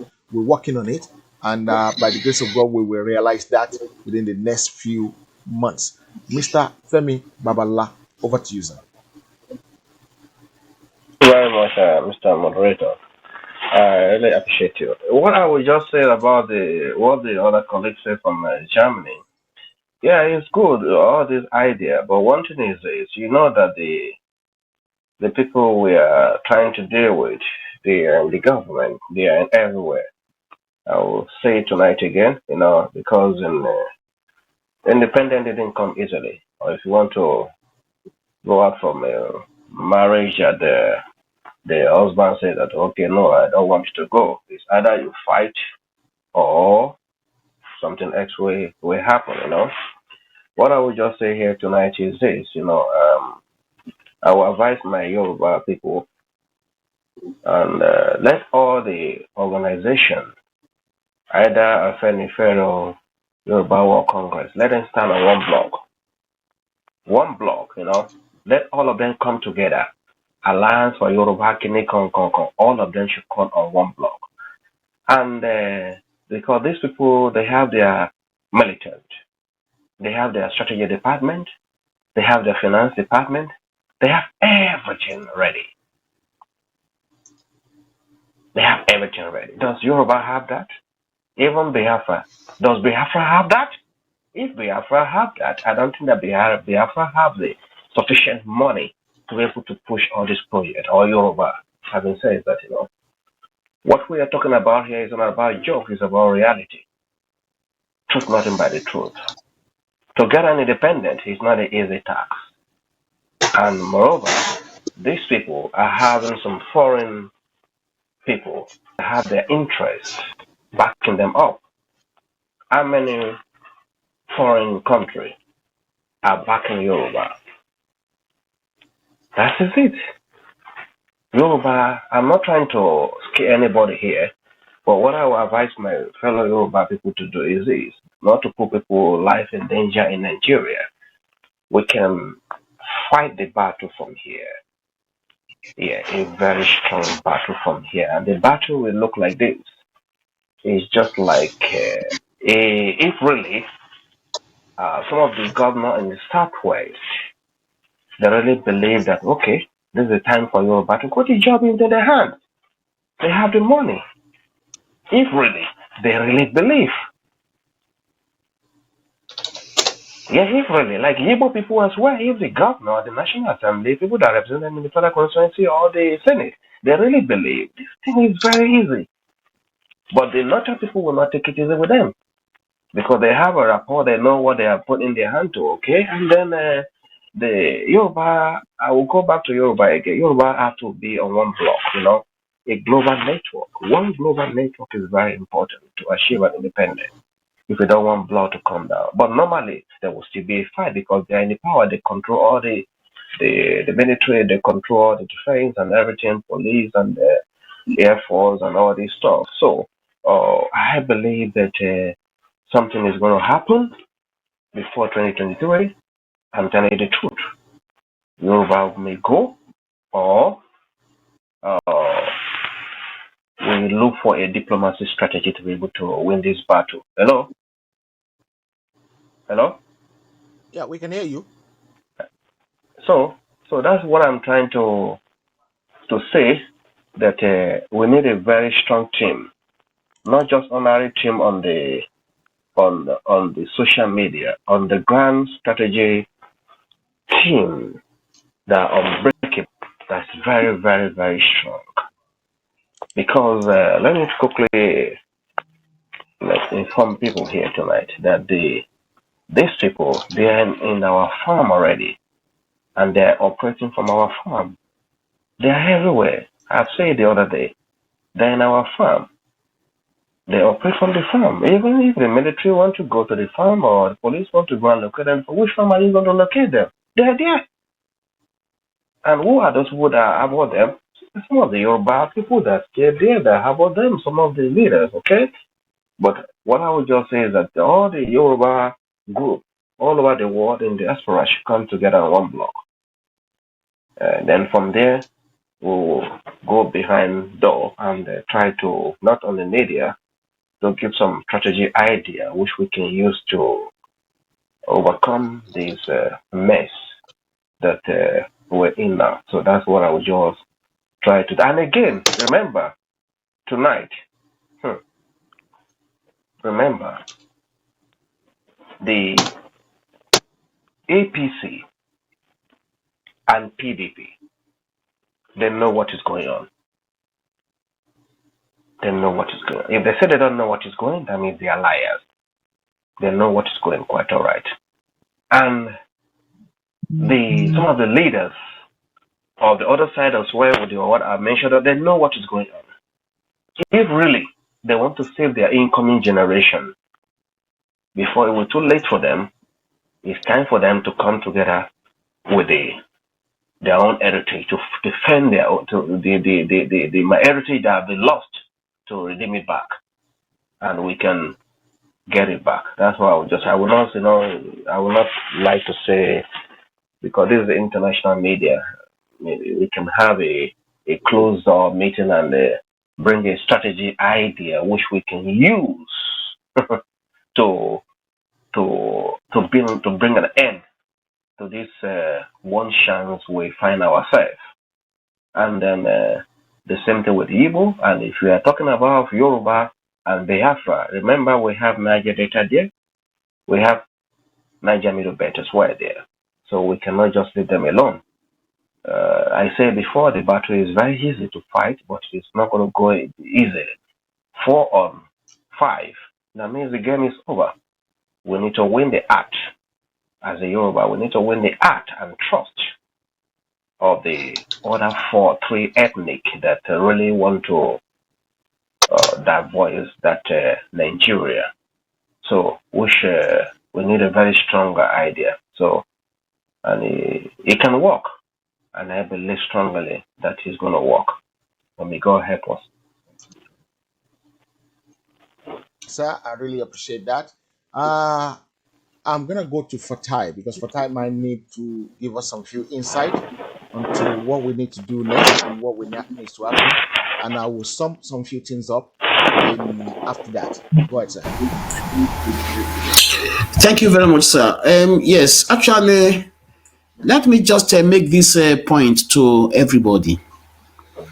The issue of this agitation has got nothing to do with either anybody wanting to terrorize anybody or anybody bullying anybody. We are talking about a collective aim, a collective objective, a collective role, a collective aim, object, and plan to make sure that we save ourselves from enslavement. And when we are talking about Yoruba nation, which is the advocating Odua Republic, the stage that we have now is trying to sensitize everybody about it. It is going to be a collective effort, not a solo effort. Because let us remember that a tree can never make a forest. And in that wise, we know that the function of the obas are very essential. The function of our well-established security forces, the community security body, the Amotekun, they are there. Our chiefs, who are subordinates to obas, they are there. Communities in variance, they are there. So sensitization is the stage that we have now, because many of our people have been so foolishly carried along. So many of us are so bastardized in impression and in idea that we hardly see ourselves from the right perspectives. Nobody can say they love Nigeria more than I do. Nobody can say that they fought for Nigeria more than I do. I've never ever advocated, up till last election, I was still having a hope that things might change. But we cannot actually open our eyes why a part of the nation is securing the future of their own generation, why we, in another part of the nation, are selling ourselves to destruction of the future. So it is going to be very, very dangerous. So it's going to be a collective effort, and it's going to carry along everybody. Our fathers who are our obas, all our retired security people, everybody across the world who have the Yoruba blood in them must rise up to this. Nobody is fighting isolation. Nobody is confronting anybody. We are not advocating for violence. All we are trying to put across is our own perception of issues the way we see it. So it is now left for the entire people to understand what we stand for and what we are trying to advocate. As regards the issue of the African drugs, which somebody raised earlier on, you see, there was a time that a Ghanaian discovered a local drug for the treatment of eczema.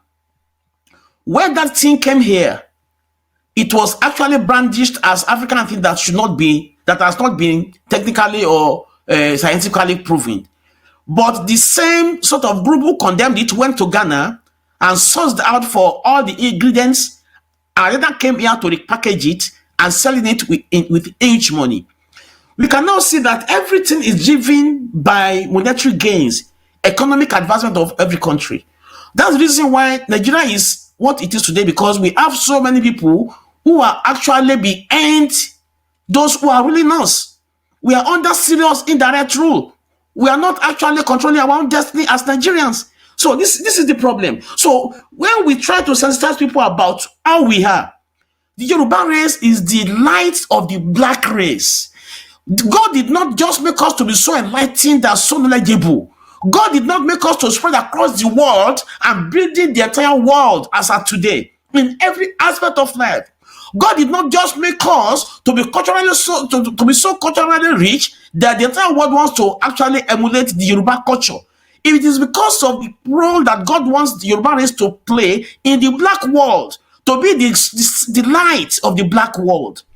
So if the same race today is being dragged down and being treated as if it's non-entity or it's idiots, while the entire world, the same race is building the entire world, and they are being made heroes in the entire world, and the source of their education is far back to the same Yoruba land where they had their primary, secondary, and advanced education traveling out and now becoming hero in those respective nations. And those that are coming out of Yoruba race are only the spillovers. That the talents are embedded in Nigeria, they are sovereign, turning to Okada riders. And if we can open our eyes and we see our youths, our teenagers, being run as prostitutes across the world, many of them being so treated shabbily, many of them are being killed.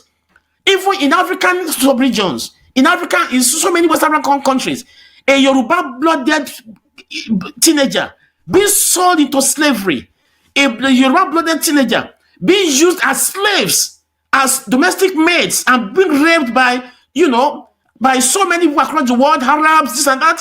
Honestly, we have to be ashamed of ourselves as a nation. As a people, if we cannot stand up now and say we want to save our blood, nobody can blame Buhari. He's saving his own people. Nobody can blame the Fulani who are planting themselves on horse. They are saving their own future. I don't blame them. That is the way they see life. We that are selling ourselves to them, that is our problem. So it is now left for us now to come together in one unity to make sure that we advance to a better level as we are. We remember what happened prior to 1960. We saw how Nigeria, how Yoruba land is leading in everything in the world. Number 5, as my brother said last time, in the fifth nation in the entire world to have television, even in the entire world, even before France. And we carried that advancement to the election of 79 to 83, where we saw the Lobo states, the Lagos, Ondo, Oyo, Ogun, and Bede State. We remember what happened during those period of time. Both governors in the north and in the east were seeing our governors as model governors. And they were then even begging them to join, which made them to form the progressives.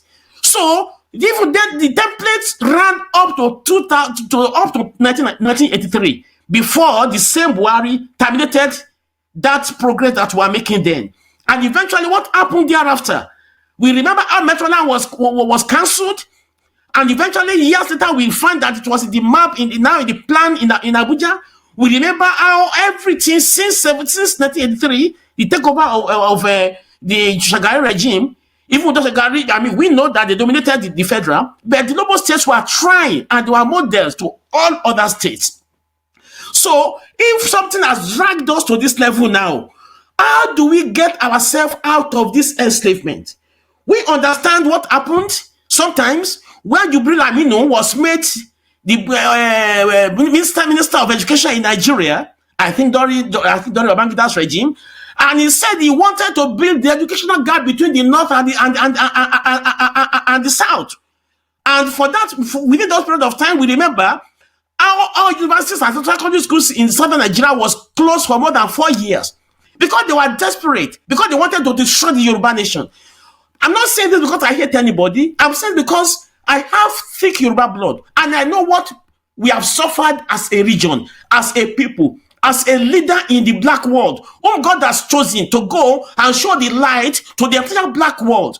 I know what we have faced in Nigeria when a teenager who happens to be from Odua blood being made to be slaves across the world, being made to be prostitutes across the world. I shed tears every time when I see some video clips. So this is the reason the point is, can we continue like this? It's not about being rascal. It's not about being brutal to anybody. It's not about blackmailing. It's the reality on ground that every one of us can see. Go and travel today, travel through the nations of all the cities in Southwest today. Go and see what's happening there. Everybody is frustrated. There is no light. Even electricity is being used as a weapon of mass destruction in Nigeria. We don't know it. 60 years of independence, we cannot even boast of constant electricity. You travel to Nigeria, you can't even see any freezer gaining momentum, freezing up drinks, because what is given is only 3 hours of electricity every day. So there's nobody hates anybody. And I don't want us to trivialize this by saying that, everybody is going to get involved. What we need now is sensitization of our people. Let them understand our plight, our problem, our reservations, our dreams, how it's being thwarted, all our visions as Yoruba land, how some people are trying to bury that vision right under the carpet in Aso Rock and in the desert of the northern part of Nigeria. Thank you very much, Mr. Moderator. Let me just stop there for now. Okay, I'm going to give it to Mr. Babalola. What do you have to say to encourage our people to join this movement? Can you hear me? What do we have to do? Yeah, I can hear you. I can hear you, Mr. I can hear you. What I will want them to do is this: in any organization, they should try to join one if they cannot, because now we haven't got maybe this is this is the one that we want to use to collective of the global network of what we are discussing here. We don't have it yet. Maybe this register is well recognized in the European Union or in Nigeria, international. In fact, if in Nigeria they cannot fight, they cannot try to protest, but if it's registered in the diaspora and well recognized, they have their own office, okay, the local council, the state level, in the diaspora, anywhere this office is, and they recognize them, they want to do demonstration. They want to be invited to the local council, invited to the parliament or European Union, or we don't know it yet. So what I just believe is this: we have Yoruba Union in a different country, or Afenifere, or I don't know. So they should try to join one or two. And again, if such organization want to implement, they should try to. The existing one, they should try to bring them together to make them to be the coordinator and believe in their self.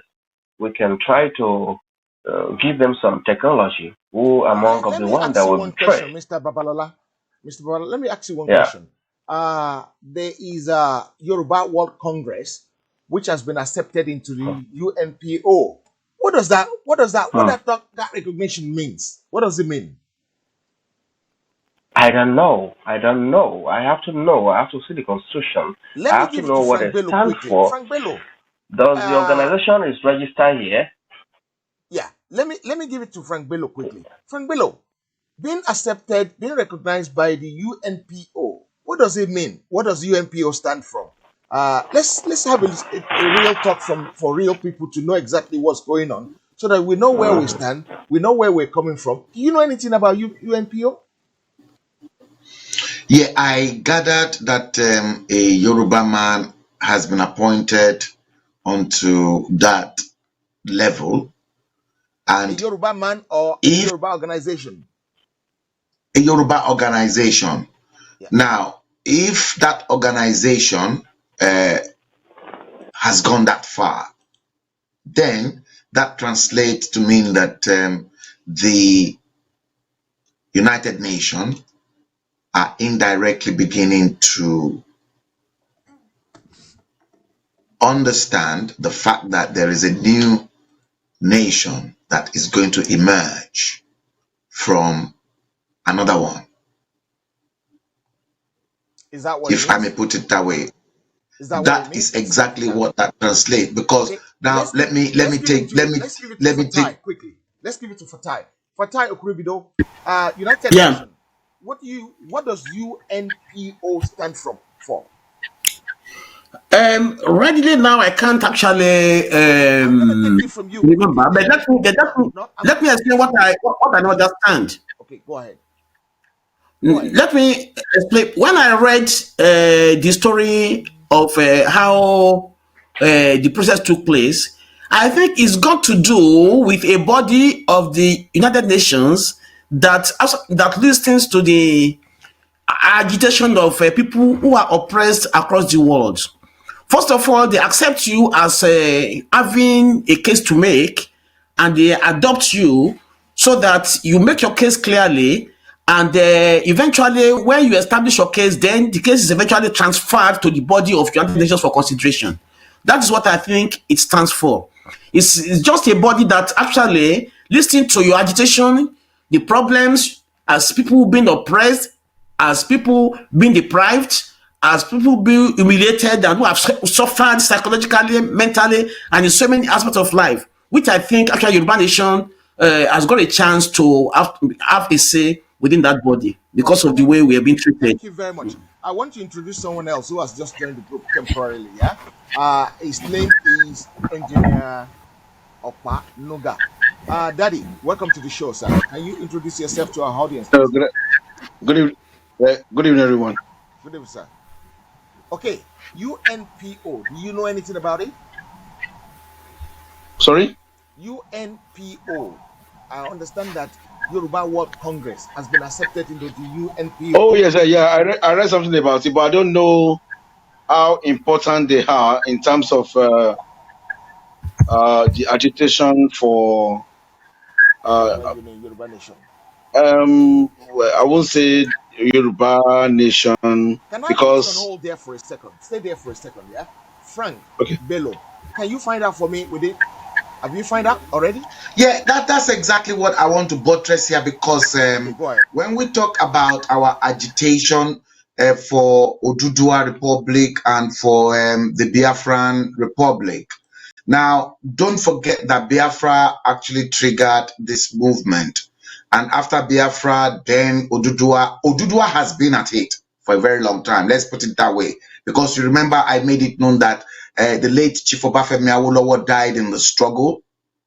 He was asked to behave like a man. He died in his struggle. So what UNPO does represent, basically, is that it is an organization that represents the interest of unrecognized nations.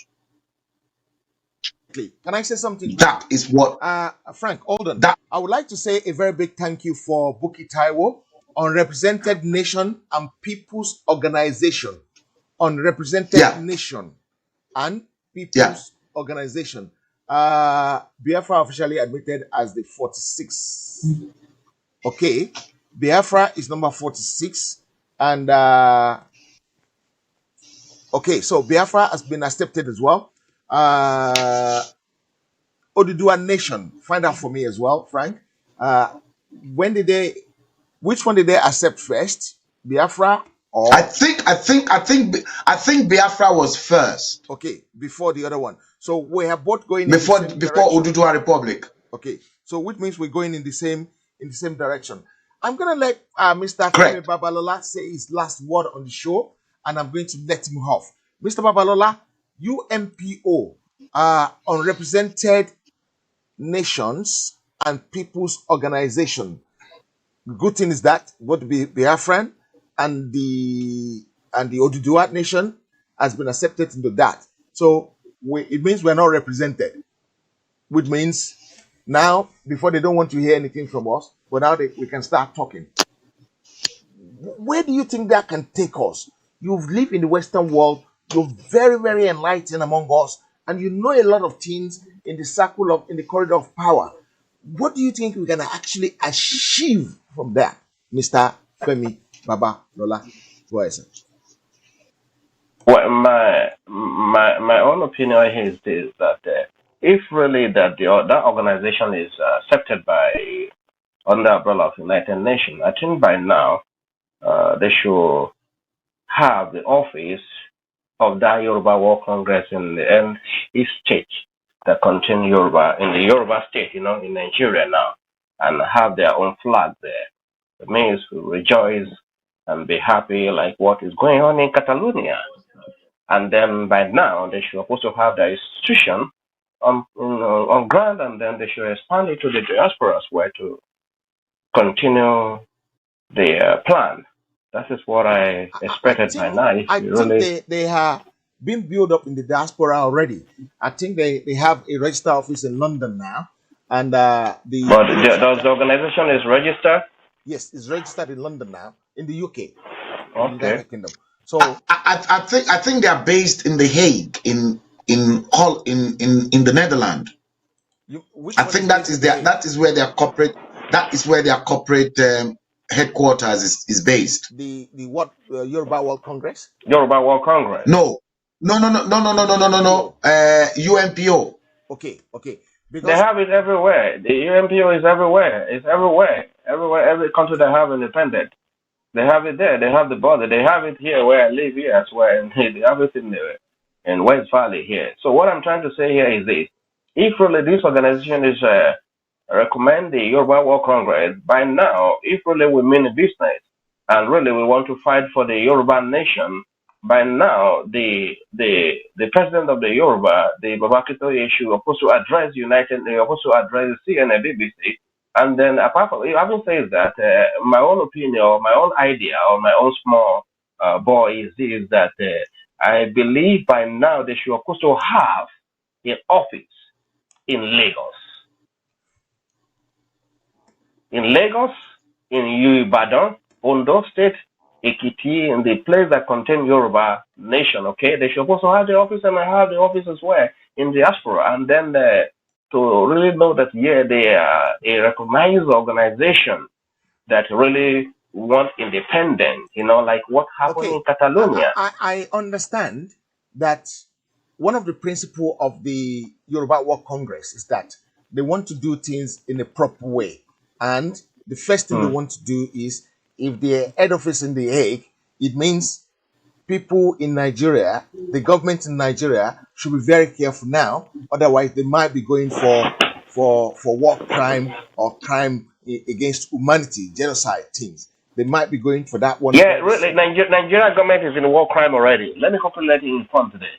The Nigeria government, majority of them are being to the war crime they have already. I will tell you the truth, and it's going to happen. They even have the presidency. They have a case to answer there already. I'm telling you very far today. You know why? Walk, so they are there already. They can escape it if they are alive. Even if they're not alive, they're bound on their couple. Okay, when they bury them. So that is it. That's the situation. So it's going to happen. They are there already. So I don't think that it should be a new thing. But what I'm still trying to say is that to bring Yoruba together, we need one strong global network to make this thing, to really come to reality. Like when I was in Barcelona, they have a Catalonia, they have one party in that Catalonia. That party, nobody else can join that party except if you're a Catalan man. Nobody else except if you're a Catalan man. and then they are radical. Even in all the state, in the local government in Catalonia, if you don't speak Catalan, my brother, you can't have a good work.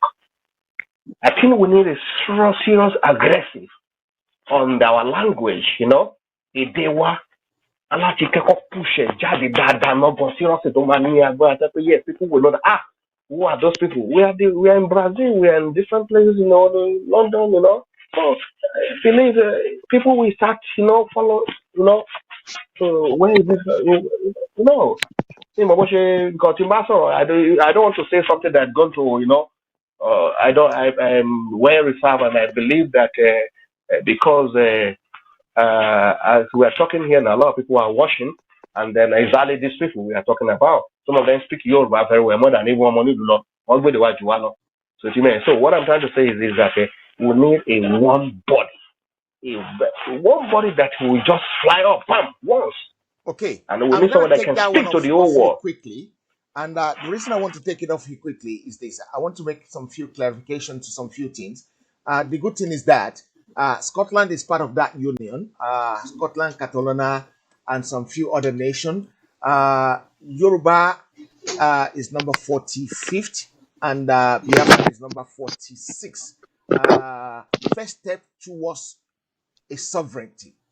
That is what it is.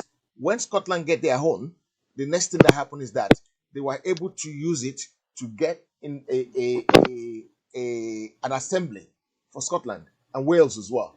And that is what they use, which is very, very, very good for us. United Nations, 3 days ago, they admit the Biafrans into the United Nations as the 46th member of the UNPO. That was 3 days ago. I think the Odua nations and Biafra, they were taking the step together, which is a good thing. It's a very, very, very good thing. We were both accepted into it. 45th and 46th, it doesn't matter who gets there first. We were there. That's the most important thing.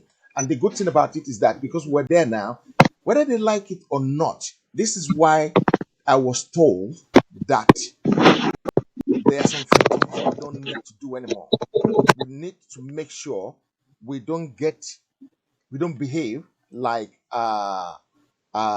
thug or hooligans.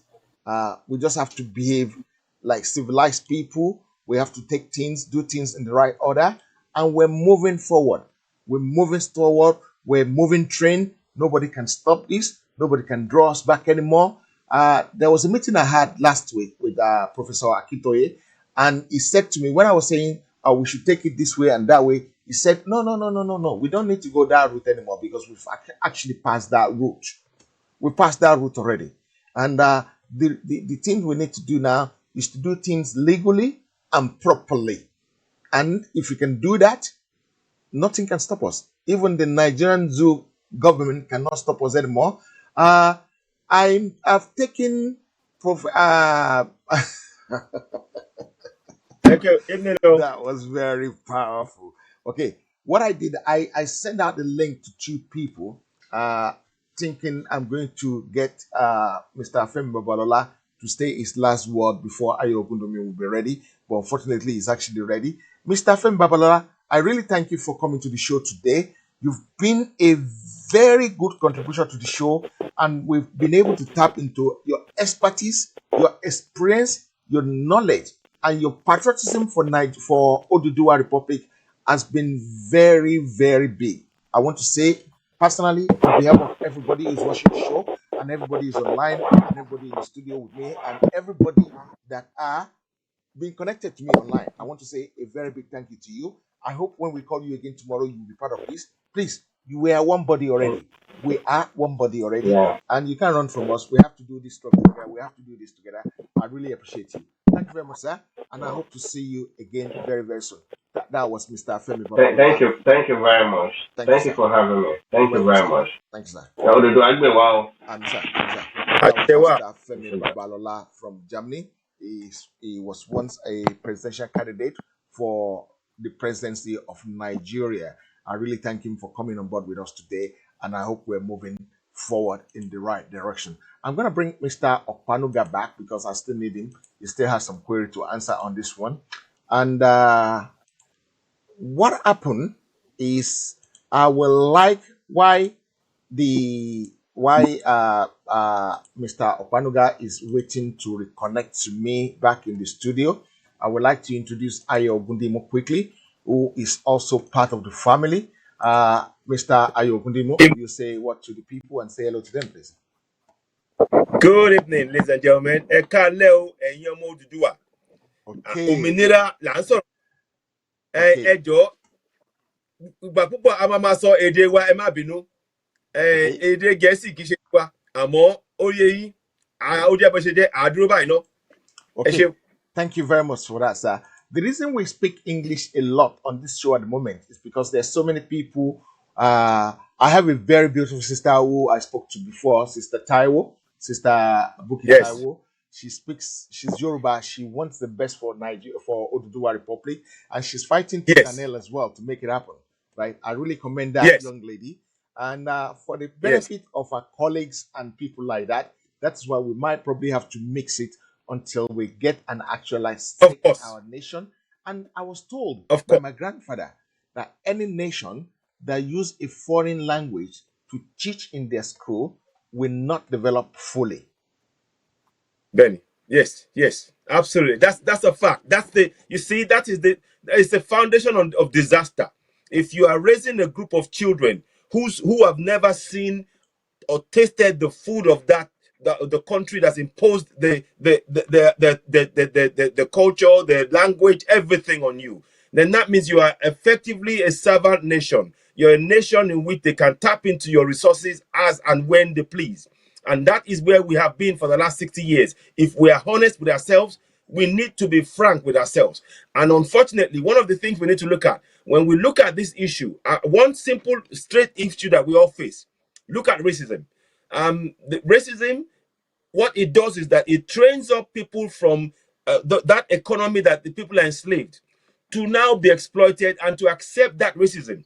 Whereas if you're speaking in your own language, that racism will have no meaning to you because you are proud of who you are. You are rooted in your soil. You are rooted in your, in your own nation and your traditions, and everything about you is breathing and living that nation, that Odua nation. So what that is really what we're talking about. If you are not in control of your language, the food, the healthcare, everything is imported in our nation. And we need to take control. And many of our talents are going out to feed this system that's oppressing us. That's the fact. And we need to be very, very clear about this. It's not about getting angry. Once you understand the drivers of the economy, this forced economy that on which the three nations have been forced together by hook and crook, by whatever means, just to make sure that the resources never stays within our own shores. We need to extricate ourselves from that contraption called Nigeria. It is sucking the the lifeblood of our coming generation. Not only this generation, but the coming generation. So we have a battle on our hands to stabilize this, to pull ourselves away from this. We have enormous mineral resources that many people, many countries want. And this is about the coming generation. This is not about me and you. Let's be frank. This is not about me and you now. We are talking about 30, 40, 50, 60, 100 years, 2,000 years down the line. What we do now, the steps we take now to get that independence, to become Odua Republic. The steps we take now will benefit the generations to come. And our language is central to that. Our language is central to that. And once we start speaking our language, you will see that all of this power, we are giving power to racism by speaking other languages. Let me say that again. We are giving power to racism by speaking in the language in which the racism is being carried out on us. If we are speaking in our language, those who are carrying out racism will have to come and speak to us in our language. And once they do that, the words have no meaning. Their words have no meaning. I'll leave it for there for now. I really appreciate that. Welcome back, Engineer Okwanuga, I really appreciate your effort in coming back to us and joining us. I would like to say something to people online. It's getting interesting, and it will get more interesting because someone said to me, we need to bring Professor Banji Akintoye onto this show. That is actually been realized. Professor Banji Akintoye will be with you shortly sometime this week, but we need to get this platform up to at least 500 people watching. If you can get that within the next few days, Professor Banji Akintoye will be here the following day. I can guarantee you, because he's been waiting to talk to us, but there's no point in bringing that kind of a big man to the show, and there's only 127 people watching. Guys, can I say something to you? You need to hear the subscribe button, the share button, the like button on this one, and not only on this button, but on all the other buttons of the people on this platform, because we are all carrying the same placard. Ayo Gundimo is carrying the same placard.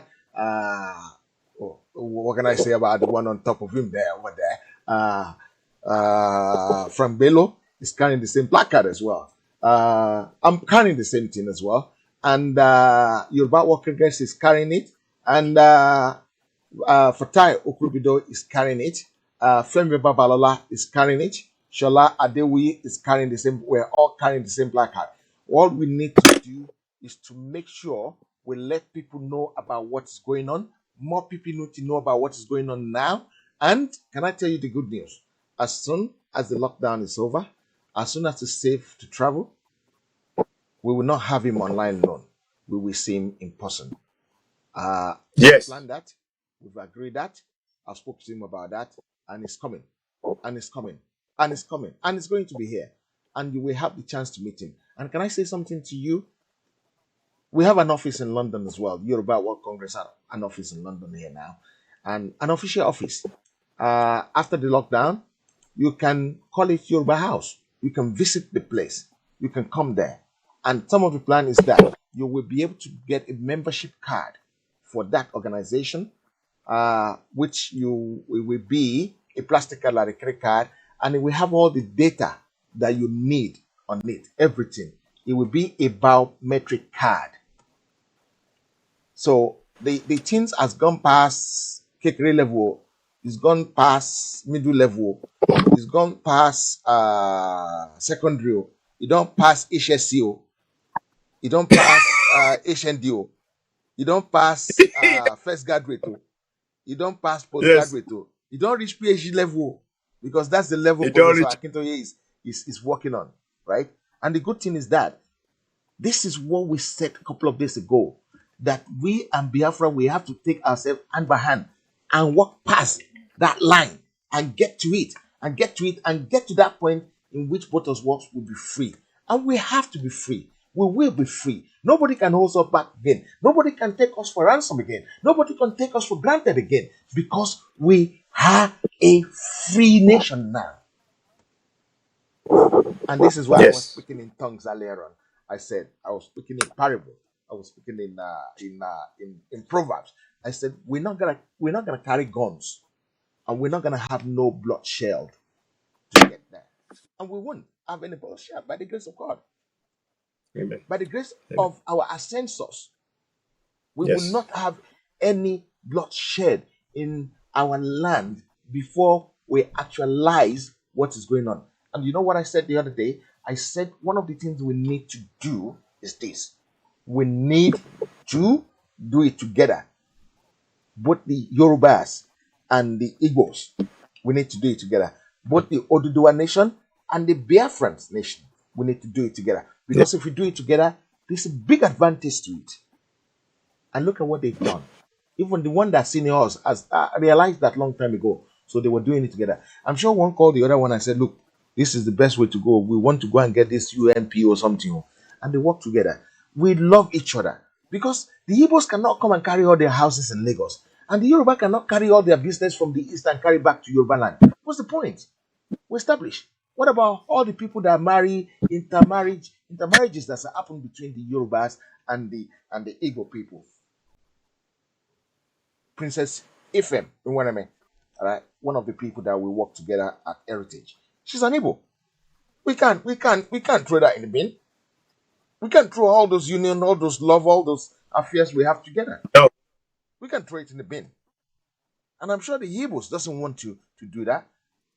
I was working with Spencer sometimes ago. I was working with Malin sometimes ago. And the Igbos. We can't throw all that kind of relation in the bin. Fantastic relationship. What can we do? We can't throw it in the bin. So we might not be the same nation afterwards, but we're not gonna be enemies. Because there's no point in being enemies. Enemy, there's high blood pressure having enemy, especially enemy that are not oppressing you. I don't think these guys are oppressing us. So, guys, I really thank you for coming today. I'm gonna go to Ayo Gundimo. Ayo, what do you think this is going to offer us? Getting the UNPO team. What do you think we stand to benefit? Ayo. Quite apart from the recognition from others who are in similar, who've made similar steps, quite apart from all that stuff, I think the biggest shift is in our own mindsets as Odudua people. Having that UNPO recognition for us means that we now understand that all the problems we have been facing wasn't in our heads. It was real. It is real. It is happening. And now the recognition of the UNPO saying, yes, we can see that something is happening. We want to help you, is now an admission that Project Nigeria has failed. And we have been right all along to be agitating and have been speaking up against this injustice. So, to be honest, the biggest people, the most important people in all of this is us Odudua people. Now, we are now waking up. We are waking up our own African Odudua consciousness.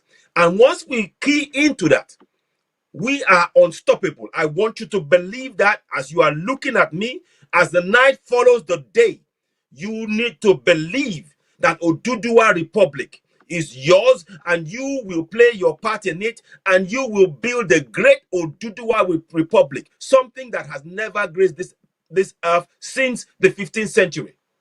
This is what we are looking at. This is an opportunity for us to build a future for the coming generation that we never experienced. This opportunity is something we cannot fail to grasp. So, quite apart from what others are doing, you see, others can help us. They can say we can do this. But if we are not, that's why that unity is so important. Our language is the strongest weapon we have. Our language is the strongest weapon we have. With that language, our culture is rooted in our language, our ways, our Asha, our Iwa, our Ifa, all of these things, they make us. It's in our makeup, in our DNA. That is what makes us Odudua people. That is what. And just on the side, the Obatana people, please, let's not make don't right now when I say Odudua people, please, Obatala people as well, we are all one of this. But we need a point, and it's generally accepted that we are Odudua people. But of course, we recognize that there are Obatala, there are certain side of it. But still, all of us still speak that one language. So I'm saying this recognition by the UNPO, and I want to commend Professor Banji Akintoye for the silent work, the work that he's been doing behind the scenes. He's a man of great strength, inner strength, and quiet reserve to try and drive and go forward. And he's grasped this huge task. He's taking it upon himself. And he's a man well into his 80s with a book which I am happy to say I have. This one here, the Yoruba people. That's the book he wrote. He wrote, and when he comes to London, I would hopefully he will. I hope he will oblige me by signing my copy of this book. He is a great man. He is a man of the work, the body of work. He's recognized in Brazil. He's recognized in Cuba. He's recognized in all of these places. But yet, you can see that in Nigeria, he barely gets a mention.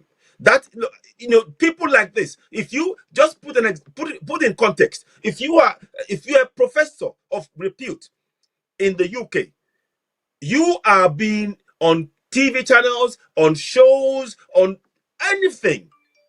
You are given that airtime because of the body of work you've created. That is the light in which when we birth Odua Republic, Professor Banji Akintoye and others like them would get this. They will get that platform because they rightly deserve it. Thank you. Okay, thank you very much for that. At least you know the rules, even though I didn't stipulate the rules when you come in today. Once a soldier is always a soldier. Ayobodimu, citizen AY. Thank you very much for that. Sorry I'm if going I to give broke any you rules. a I'm little sorry. bit about Professor Stephen Adebanji Akintoye, also known as ex Banji Akintoye, born in 1995. He is a Nigerian-born academic, historian, and writer. He attended Christ School Ado-Ekiti, Nigeria from 1951 to 1955 and studied history at the University College, Overseas College of the University of London, Ibadan, from 1959 to 1961, and a doctoral studies from 1963 to 1966 at the University of Ibadan, where he was awarded a PhD in history in 1966. He taught at the history department of Obafemi Awolowo University, Ile-Ife, Nigeria, where he became a professor and a doctor of the Institute of African Study from 1974 to 1977. He has also taught African history in universities in the United States, including the University of South California, Tampa, Florida, Montgomery Country Community College, PA, and Eastern University. St. David's, Pennsylvania. Akintoye has written 4 books, chapters in many joint books, and several articles in scholarly journals. He is also a leading part of sometimes in the politics of Nigeria and served on the Nigerian Senate from 1979 to 1988 during the Second Republic. He currently lives in Pennsylvania in the United States. That's a lie. He lives in Nigeria. He lives in Ekiti State. Yeah, he lives in Nigeria. Akintoye is one of the current leading scholars of the history of Yoruba people. His most recent work, A History of the Yoruba People, book, I think that's the book you are holding, Ayo. Is that the book you are holding? Sorry. Is that the book you are holding? Sorry about that. Okay, that's no problem. Yeah, drawn on decades of new findings and themes of Yoruba studies that challenge some previously dominated notions about the origins of Yoruba. This work dispelled the Middle Eastern and Arabia origination pronounced by such scholars as the late Samuel Jackson of 1946 to 1901, and also give prominence to the work of the pre-Odua period by somebody among others. Actually, also give prominence to the role of Ile-Ife over that of Oyo. A reviewer, Wale Adebanwi, notes this book directly contests and shifts the focus of Yoruba history away from what many have called the Oyo-centric account of Samuel Jackson, where Jackson avoided the creation myth that positioned Ife as the sacred locus of Odudua origin descent, and the Oriun creation source. Akintoye justifiable restore Ile-Ife to the proper place as Ibi Ojumotimowa, where the dawn dawns. His work is A History of Yoruba People, Revolution and Power Politics in Yoruba Land, 10 years of the University of Ife, 1962 to 1972.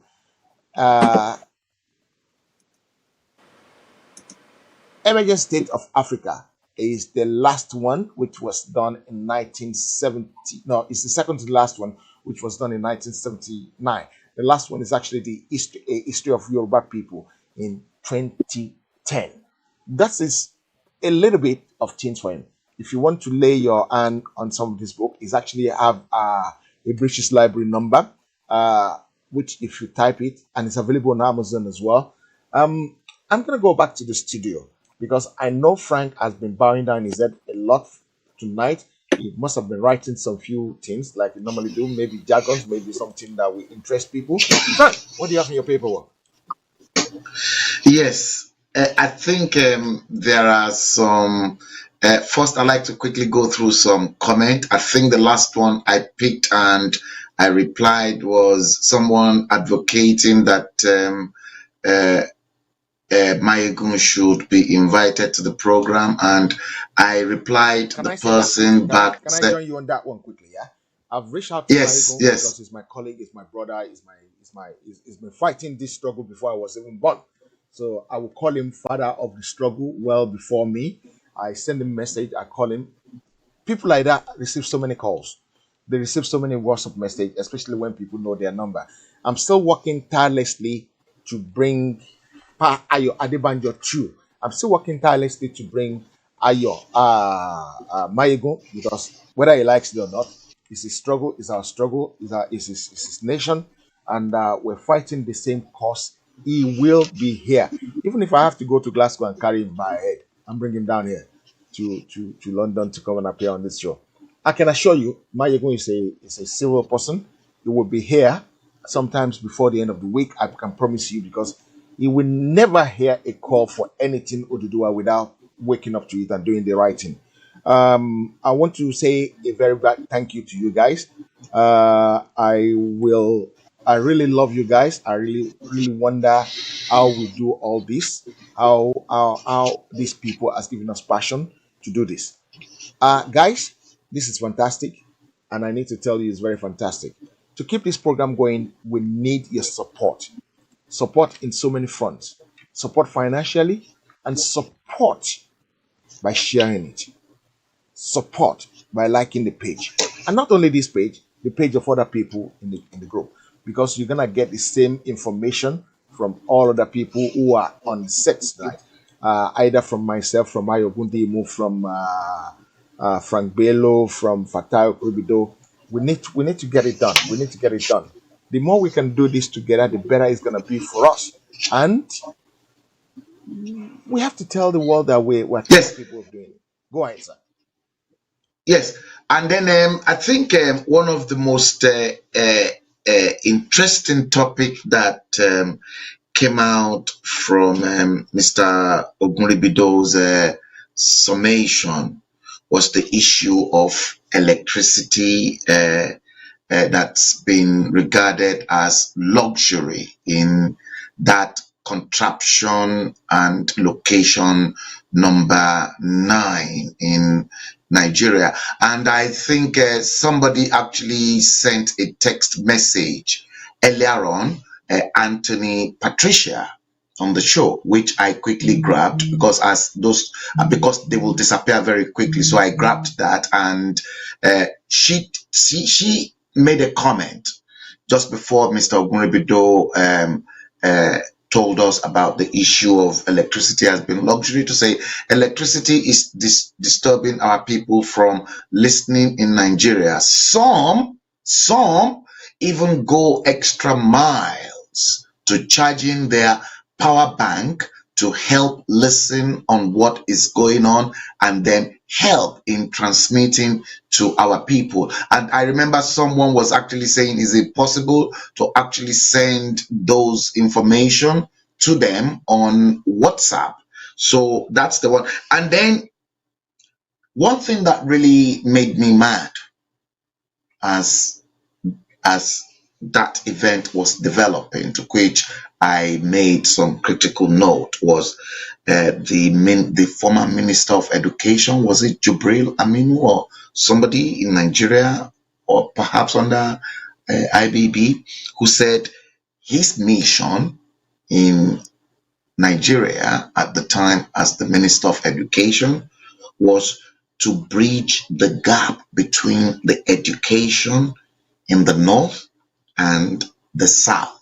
Now, that was the beginning of the first mess. And I think I actually highlighted that in my 369 code as one of the misery that is contained in that particular 60 years of misery in Nigeria.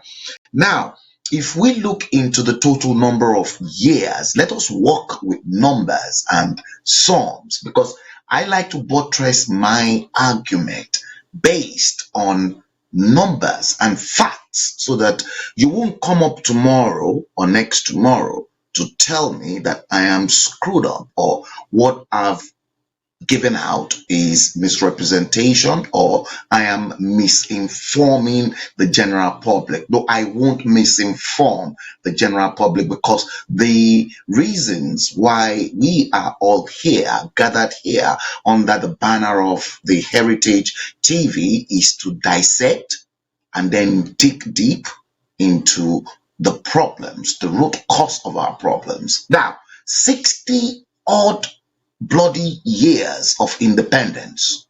Let us look at how many years have we got. The Southerners ruling that country right all the way from independence, 1960, to the current state this year, the twin year, 2020. How many years of military rulership and how many years of northern rulership out of the 60 years? Do you know what?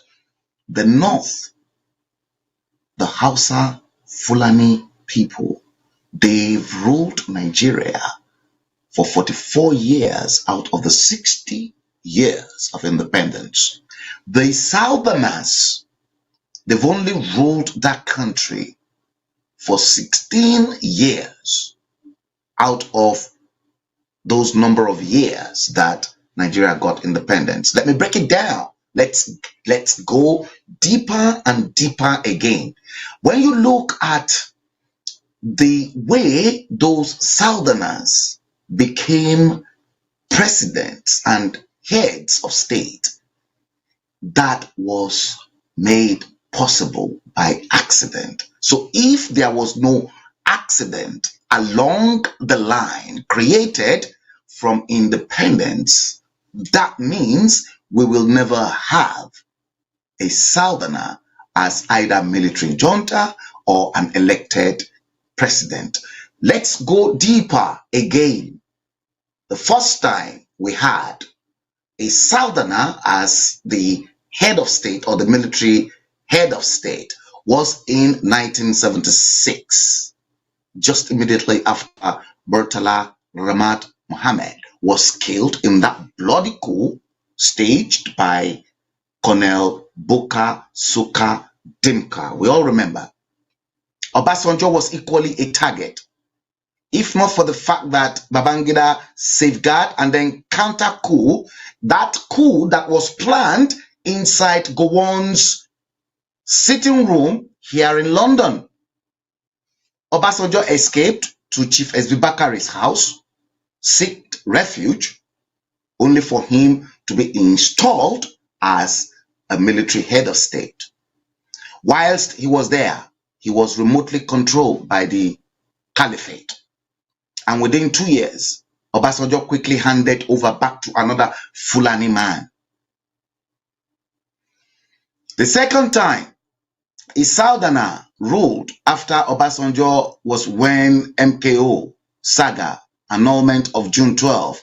I've broken down that story. Fine. Obasanjo played a big role to instruct, to give the military order to IBB not to hand over power to a womanizer. They cannot contest that because the late Are Arishikola in Ibadan confirmed that or authoritatively to me on the tape. Arishikola is on the tape. And Arishikola told me, had he to be alive today, perhaps we will have clues to exactly what happened, that he will challenge Obasanjo to a television debate. Again, Shonekan was installed. That was the second time.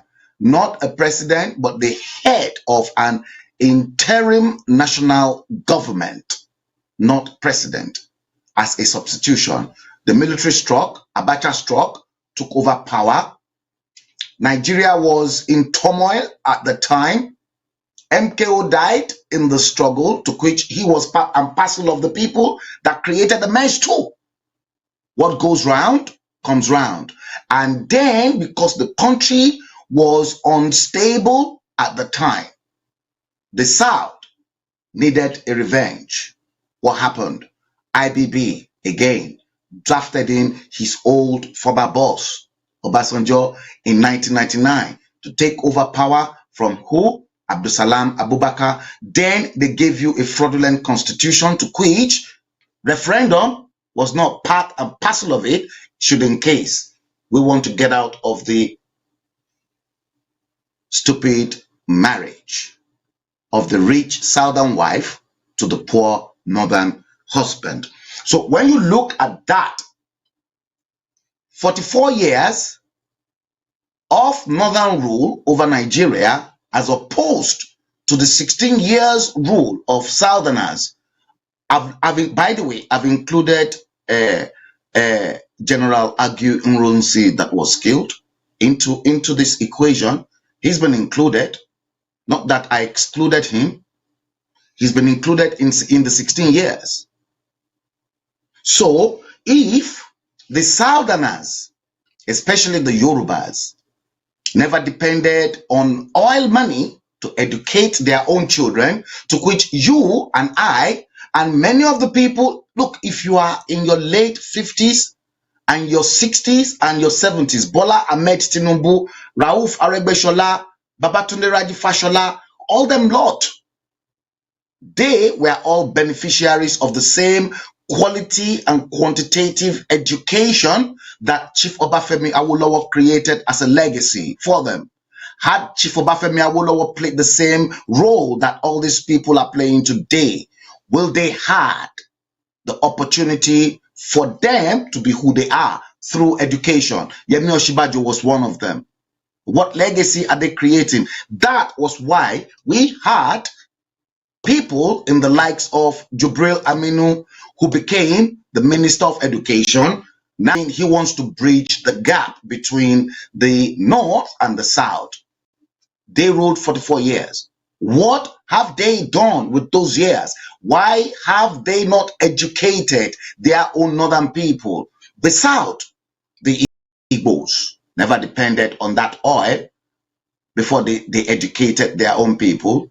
Ojuku's father, who educated Odumegbu Ojukwu first at King's College before sending him to Eton College here in London and then on to Oxford, never depended on oil money to educate Ojukwu.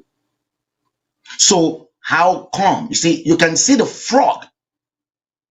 And from there, they then begin to talk about the quota system in education. And now they want, you see, it is a fraud. So how on earth, unless and otherwise you are screwed up and you are stupid up there, that is when you will think that Nigeria is working and it will work for you. I am adamant. I believe in my struggle for an Odua Republic. I don't believe in that contraption in location 9 anymore. It is not working.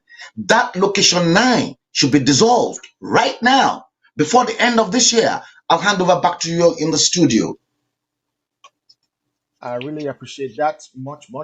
I'm going to introduce Olayomi Koike, who is my main man. This man has been working tirelessly behind the scene. Even you haven't seen his face in the last few days. But can I tell you one thing? He's been there all along the line, working tirelessly about everything to make sure everything works well. Can I tell you one thing? He's always in the background. He's always there. He's always there. Even when things are not working, he's always there trying to fix it. Even when things are working, he's always there to make sure it's even better. Okay, let's go for Olayomi Koiki to give us some figures from today. Our figure ready, sir? Introduce yourself and give us figures. A very good evening to all the panels and good evening to our audience around the globe. Good evening, Mr. Frank Bello. Good evening, Mr. Fatai. Good evening, Citizen Good AY. evening. Good evening, Mr. Kwanuga. First and foremost, let's quickly, because when we have viewers that stay with us and when comment comes in, it's also important that we pick them up because as you all know, we all do a start watch on each program. So let me quickly, I have two questions that came in from Mr. Kofi Ali Abduyakini. is one person that I think we would also bring on board. Is listening right now, and I'll put this question out to Fatai Ogunribido. I know Mr. Femi Babalola is still watching us. Mr.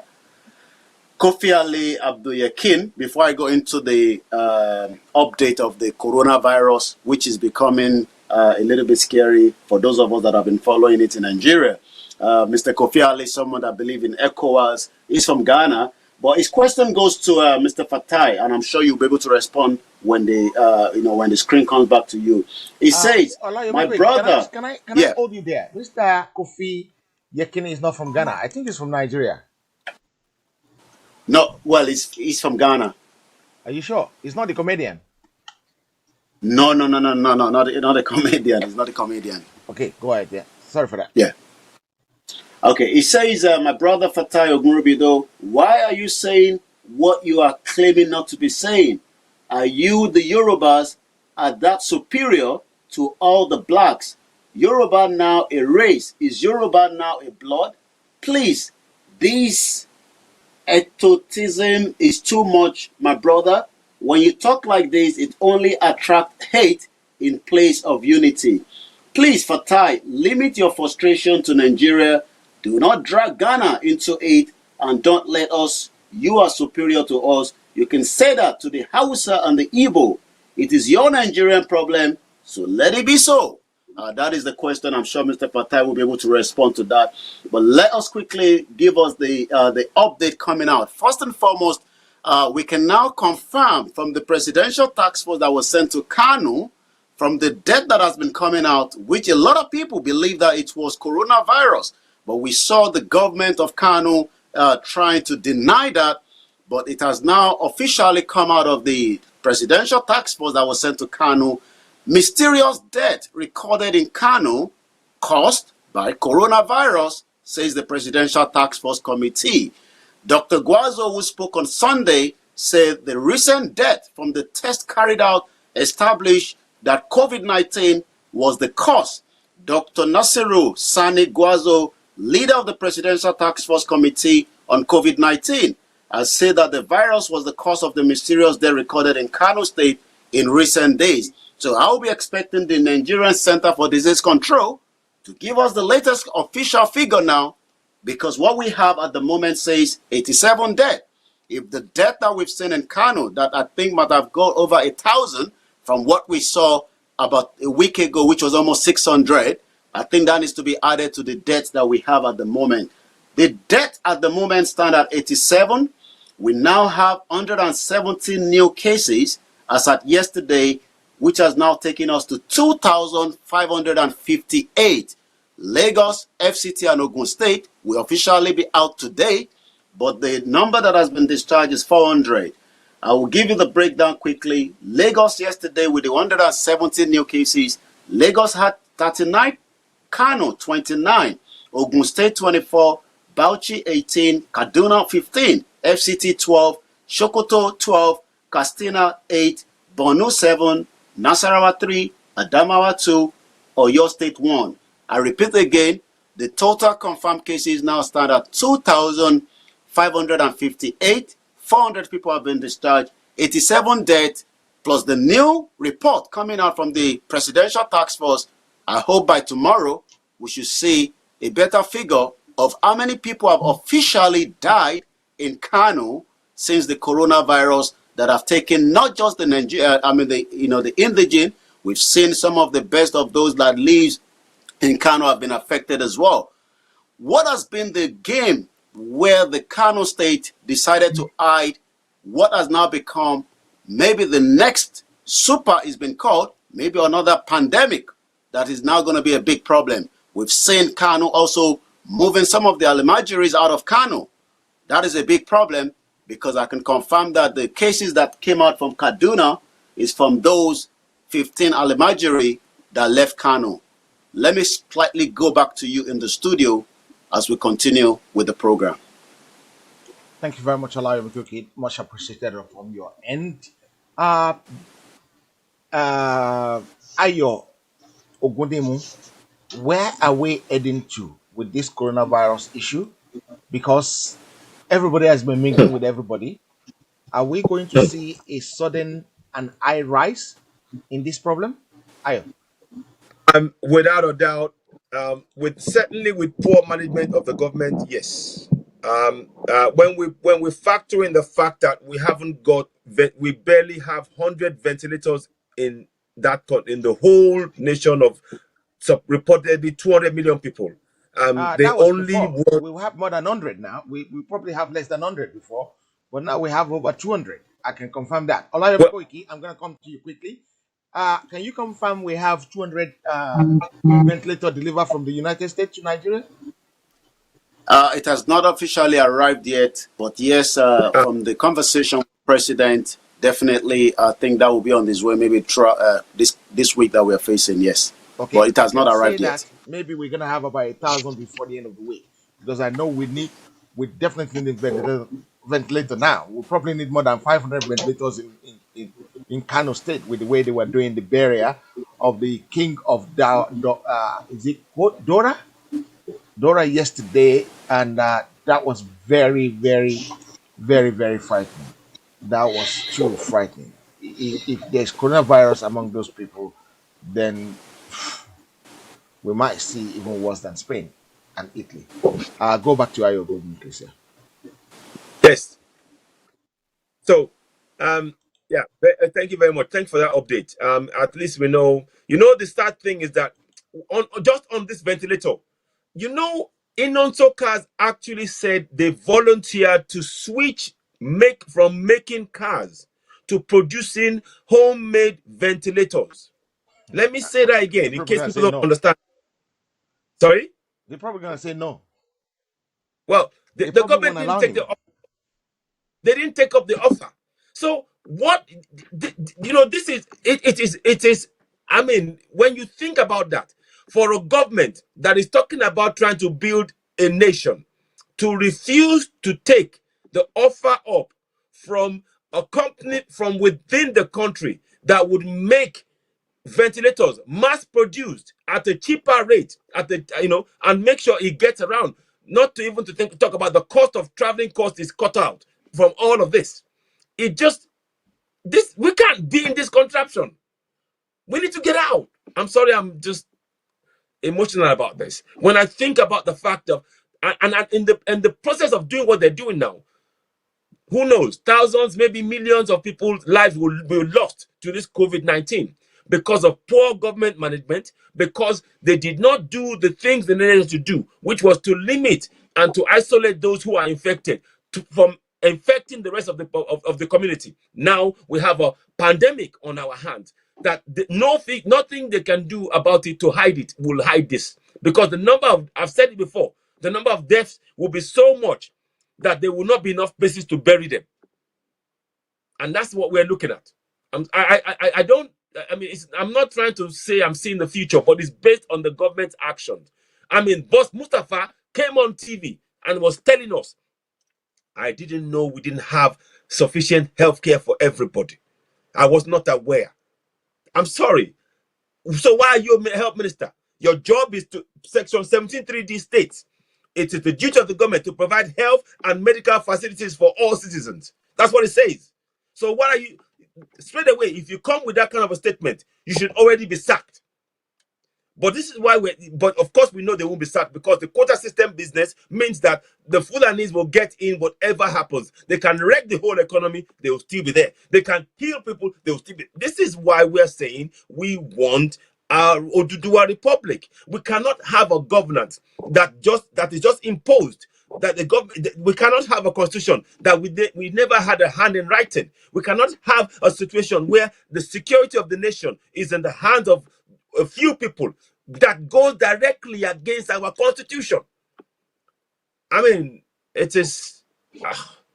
I'm struggling to find the words to even quantify it. So, in essence, what I'm saying is this: the numbers coming from this COVID-19, I'm sorry to say it, regrettably, both north and south, there's only one way it's going, and that's up. Thank you. That is a very frightening thing, because if you ever go up, then we are all in big problem. Let's go to Frank Bello. A lot of people want to hear your voice. But before we go to Frank Bello, let's go to Fatai Okubido. While I'm not looking for Fatai to give you a response to what Kofi is saying, I'm not looking for optimist response. I would like to say one thing. We're not here to antagonize or fight anybody. We're not out here to argue about things. We are here to solve problems. And the only way to solve problem is some comments we have to try and actually ignore. Fatai, I don't want you to respond to that one, so I'm going to take you back off you and give it to. I think he has thrown down a gauntlet that I have to actually pick up and respond to. So, and confidently, I can respond to that because Abdul Yakin happens to be my very good friend. He's a passionate ECOWAS personality. Is the one that has taken this mantle upon himself single-handedly and is fighting it.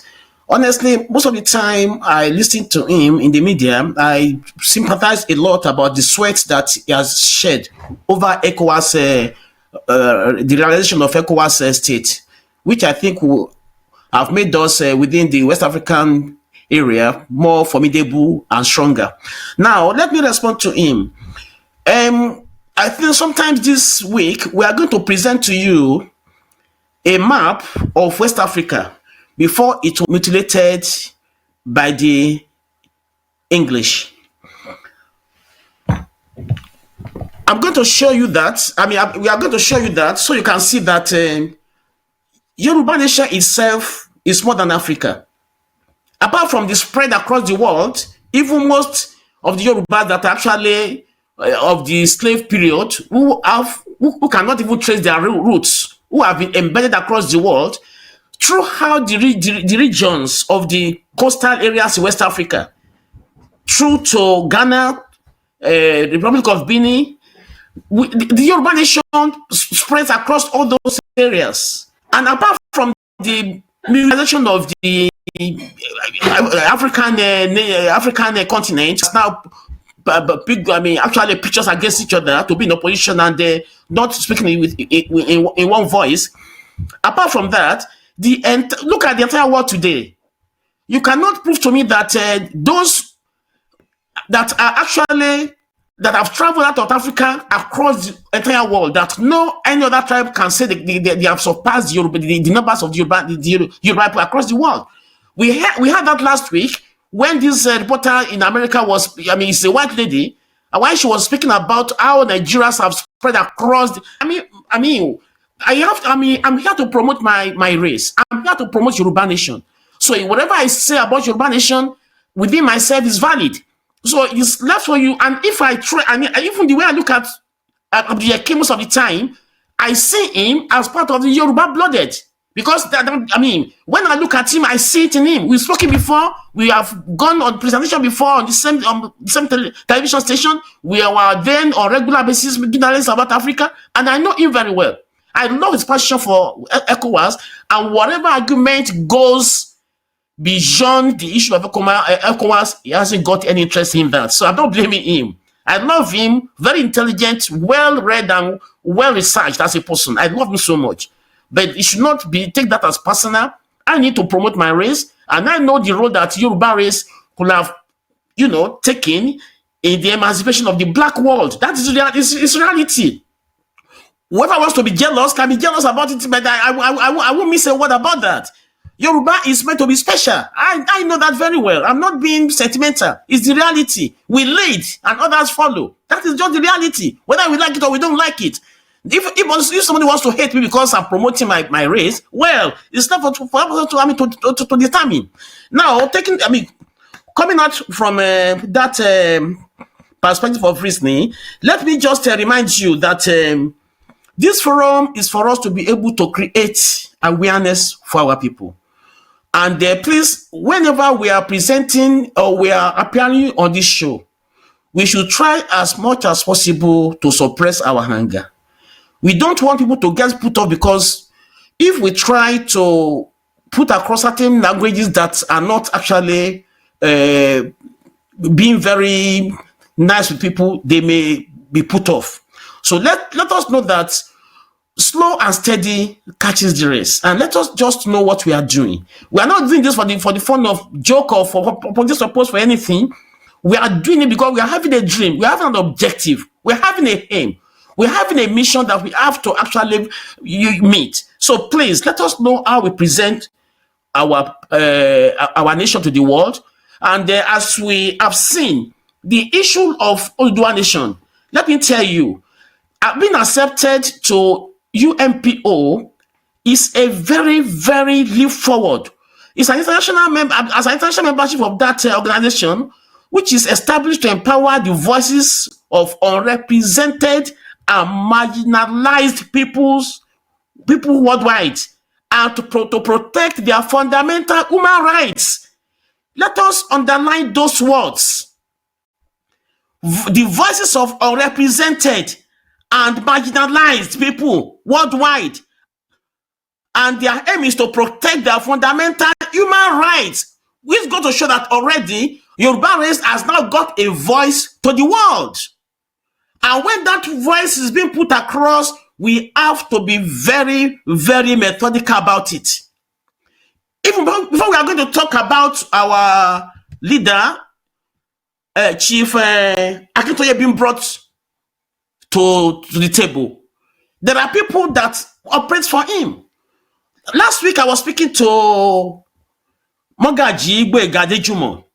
He's a real force in this race and is the publicity secretary of the Yoruba Summit Group, the umbrella group that actually has been pushing for this leap, which has been made about UNPO. So please, he's ready to appear on the program any moment, and the day is going to come with full force.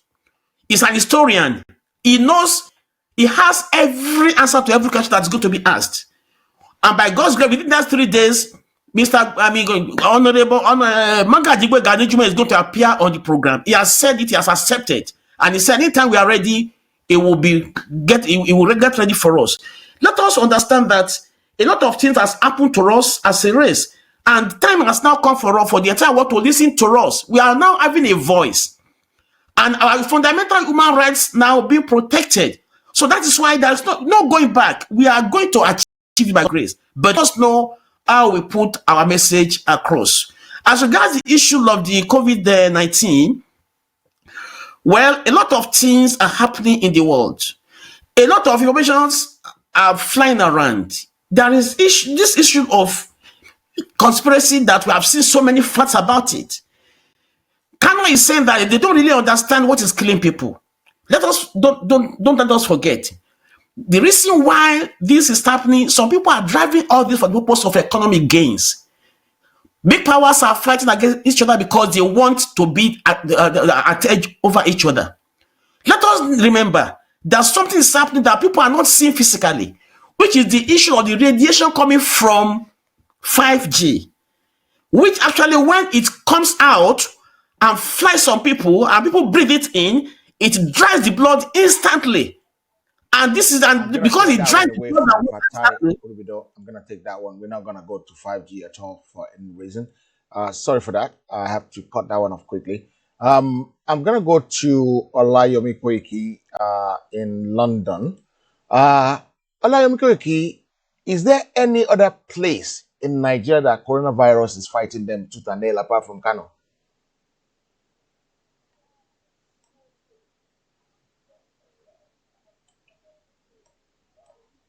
In the last couple of weeks, because we saw the rapid situation there.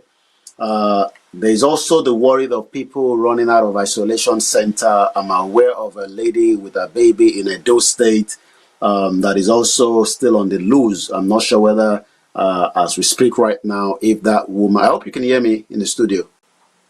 Yes, we can hear you. We can hear you. Okay, so that lady, I'm not sure whether it's been picked up or not.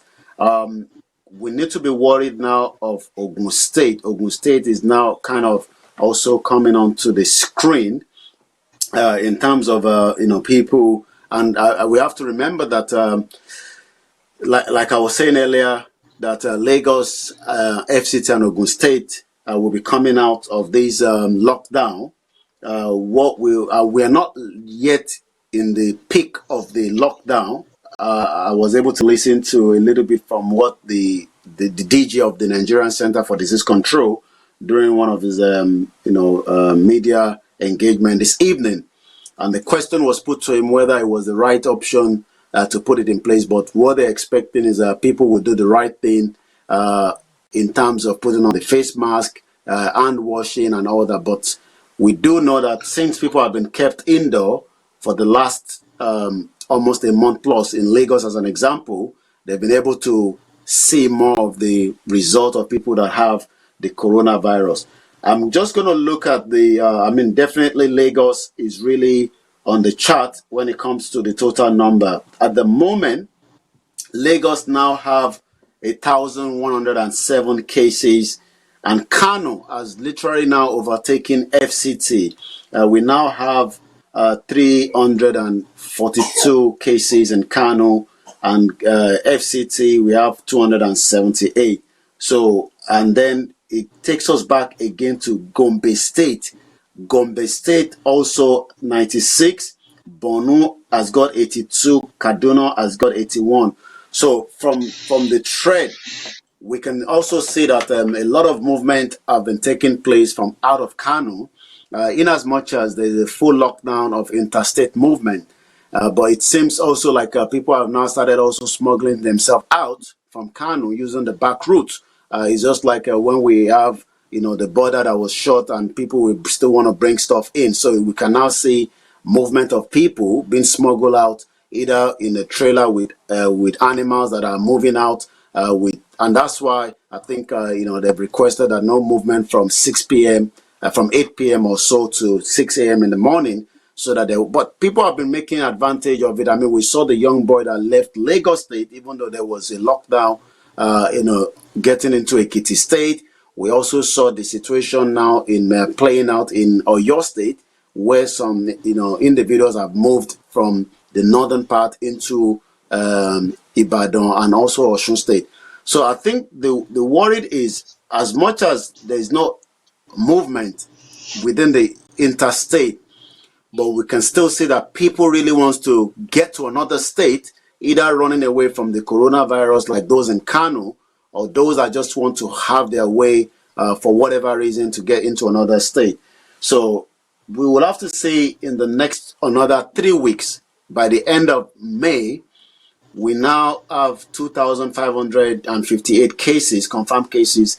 Now that they've confirmed officially that death from previous is coronavirus, maybe that will be added to the figure that we've seen. We will find out tomorrow.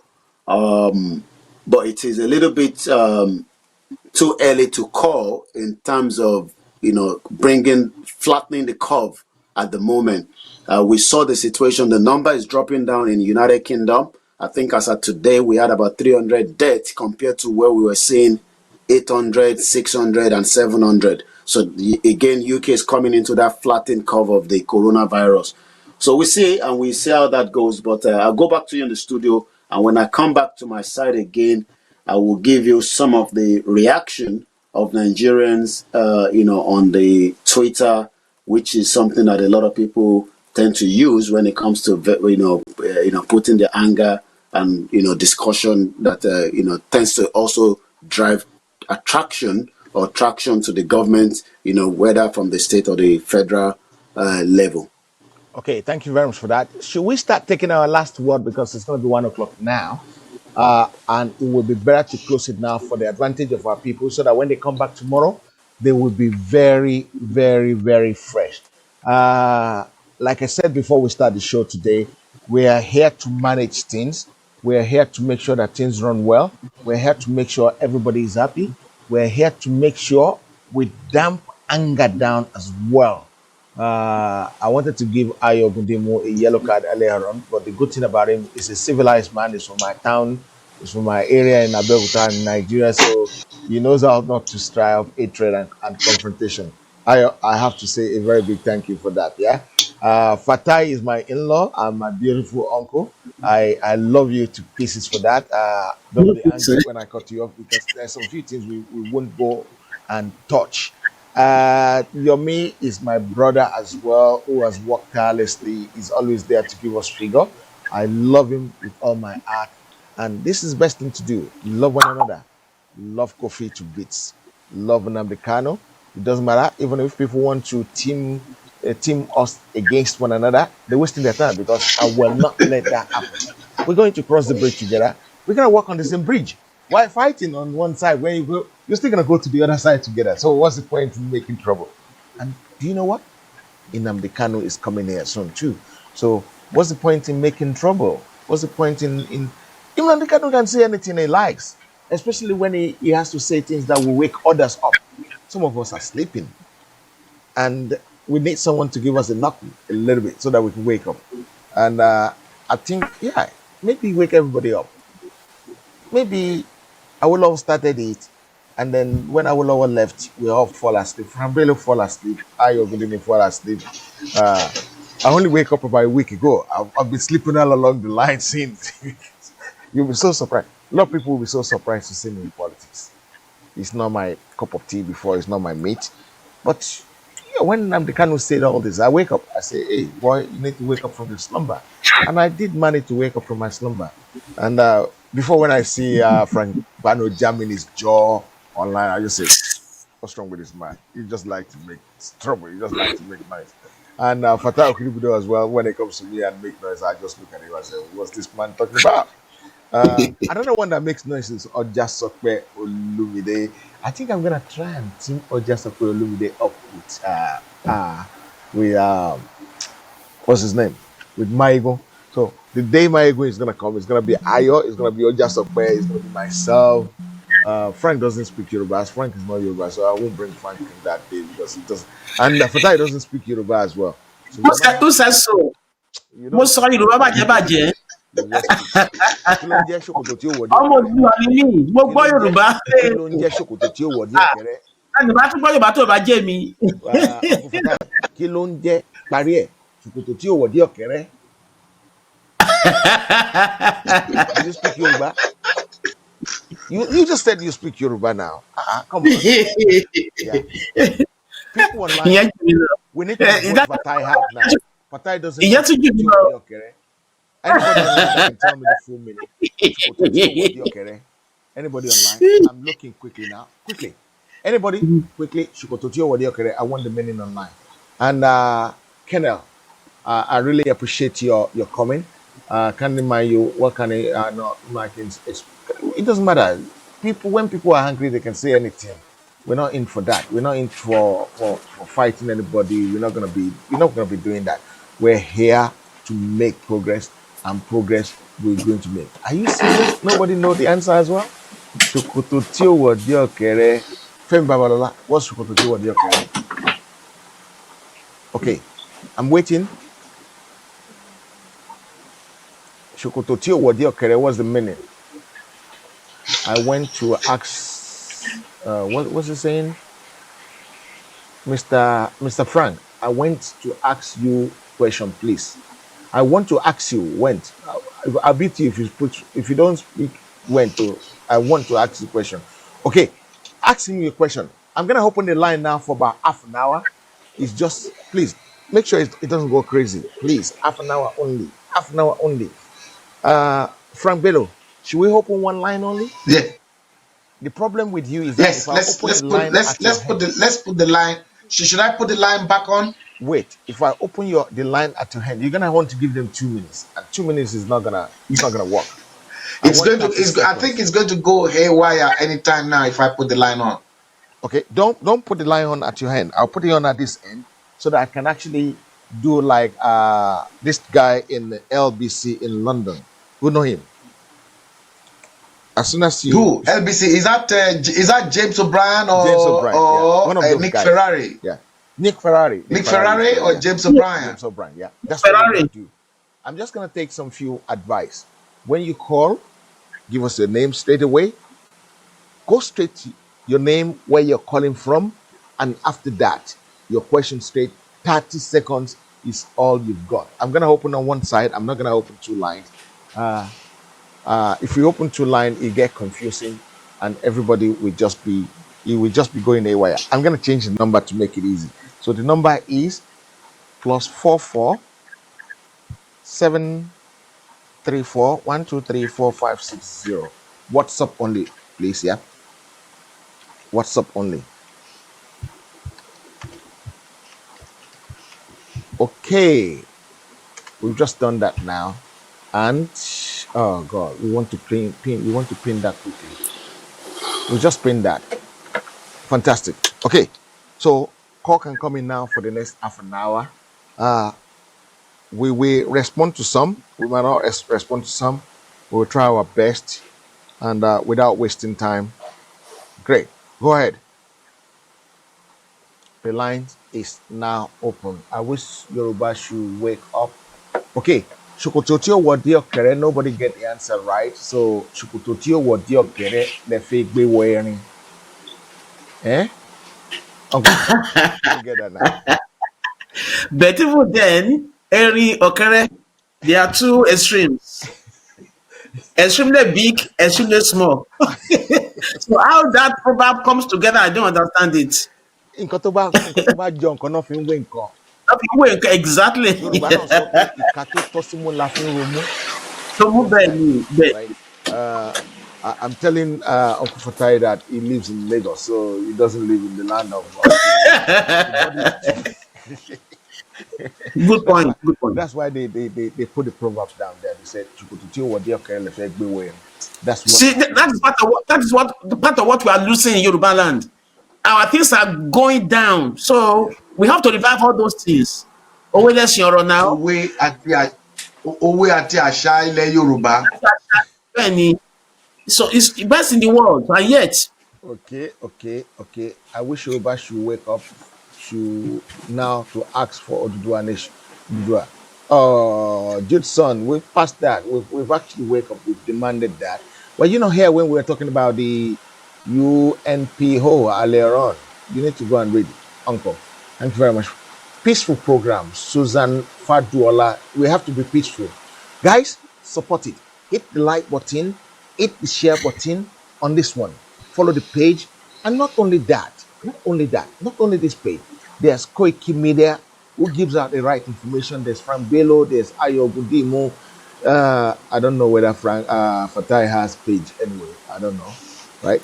But it's always. Well, I'm still supporting Frank for now. It's okay. And it's Frank's page, like double, twice. Hit it the first time, I hit it the second time, and see what happens. The only time is that if you do that, you're just gonna lose the other one. Thank you very much, guy. I think people doesn't want to call. They want to go to bed. Yes, but we must do it officially. Thank you. It spared no one, bro. Are you guys gonna call or not? If you don't call, I'm gonna close the line back again. Let's give it to. Okay. Wow, Omolara Sunshine. Thank you for getting that. Where do you live? Are you from Oyo? That's it. I hope you did it. No. I think she was clapping for me. Oh, I bet you already respond. You did it already. You said it. That's why she was clapping to say. She's actually clapping. Thank you for clapping for me. I clap back to you as well. Because everything is I just love you, guy. I hope you had a wonderful time. We will remain peaceful here, because peacefully we will take our nation back from whoever has taken us as a slave. We're not slave. Yomi seems to be waiting to read some fantastic comment. Hatred comment, we don't want that. So Yomi Koiki, comments. No hatred comment. Anybody that preach hatred on this program, we don't care. We don't want that hatred. We just want to preach love only. You know what, Barry? Why we say love? Love. Okay, give it to Yomi Koiki. Go ahead. I think somebody's been trying to call, but the line is engaged. Maybe the line is engaged. Let me just have a look at it. Yeah, it's 1 o'clock. At 1 o'clock, the line gets switched off. Okay, I'm gonna put it back on. The line is very naughty. When it gets to 1 o'clock, it just gets engaged. It just gets locked automatically. Otherwise, yes, I think Akinloye says. Okay, is Mr. Femi Babalola. Yoruba, we ask for Odua. Okay, go ahead, sir. Yes, Akinloye says 1 second. 1 Yoruba. second. Okay. Uncle Olayomi Koiki. Okay. Okay. Go ahead. I should go ahead. Yeah. Okay. Good evening. Good morning, Uncle Frank. I think it's past 2 Good here. morning. I want to ask you this question. Hello. Go ahead. Go ahead. You only got 30 seconds, Okay. and 10 seconds is gone. Okay, I want to ask this question. The middle bet, Uncle Frank, the middle bet, they are not ready to go with the Northerners. Where are you going to put them? The people like the Kogi, the Benue people. Where are you going to? They are not ready to go with the Northerners. Where are you going to put them? That's my question. Okay, I'm not gonna Yeah. give that one to Uncle Frank. I'm gonna answer that question quickly myself. The reason why I'm gonna answer that question quickly myself is because I want to dispatch this one quickly. Everybody shape their life. The future, your future is in your hand. The future day But in our hand. sir, it's still because before we can share the country, there must be a kind of arrangement for everybody. Everybody must belong to somewhere. You cannot just leave them at the middle of the sea. I don't You, know if you you, are getting me. You cannot Okay, just you leave say them at the middle of the sea. It's let's not go going to to work Frank like that. quickly. Let's go to Frank. okay. Frank, take that. And Frank, you said you made Yeah. food today. Try and send me my own because I followed you yesterday afternoon. I followed the auto yesterday afternoon. My soup, you just send it through DHL. Thank you. Okay, thank you very much, sir. Frank, go ahead. Yes. Yeah, I think the issue of middle belt is a bit of a natter, and I think at the end of the day, the middle belt, they've never considered themselves either a southerner, but they've always been a northerner. So I see a situation whereby they probably will move towards the north. But then and again, Wow. perhaps the likes of General T.Y. Danjuma and few of those top middle belt military brass can change everything. Maybe they can decide equally if Odudua Republic and Biafra Republic go their separate ways to say, well, I think we need to go our own separate ways. I don't know, but Okay, Frank. maybe the Every answer outsiders. should be like 1 minute. Yeah. General Yeah, all right. Danjuma will make up that one. Let's call her. Go ahead, Yeah. sir. Your name, where you're calling from, and quickly. You only got 30 seconds. Okay. My name is Raphael. Okay. Yeah. Okay. My name is Raphael. The question I want to ask is, okay. My name is Raphael. Okay. I'm calling from Lagos. Thank you. Raphael. I'm Thank you. calling Go from ahead. Lagos. Go ahead. You The only question. got 20 seconds left. Okay. Like the question the guy just asked now, I actually wanted to ask, and how are they going to go about it? Then two, I want people to try and understand sometimes when Nnamdi Kanu is talking. We've addressed that one. Okay. Thank you very much. We've addressed that already. Nnamdi Kanu has to speak because if he doesn't give some Okay. people a push, they will not wake up. Thank you very much, sir. God bless you. Okay. Next one.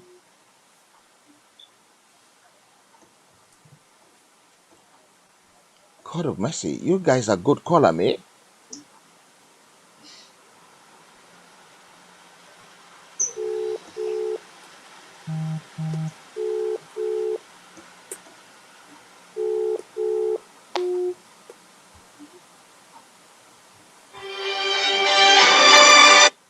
Okay. Hello, sir. What's your name? Where you calling from? Your question? You got 30 seconds. Your time start now.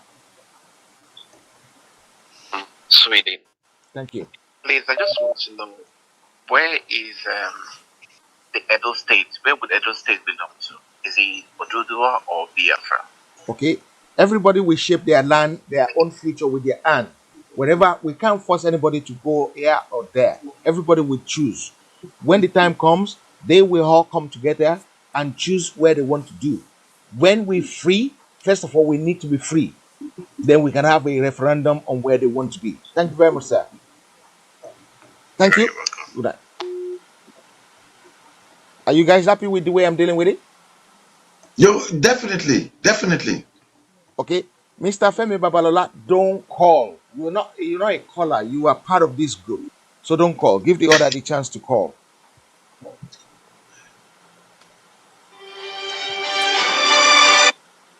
Hello, sir. What's your name? Where you calling from, sir? And your name? My name is Edward Abazo. I Thank just you. want to Your time start now. contribute. 30 seconds, sir. Thank you.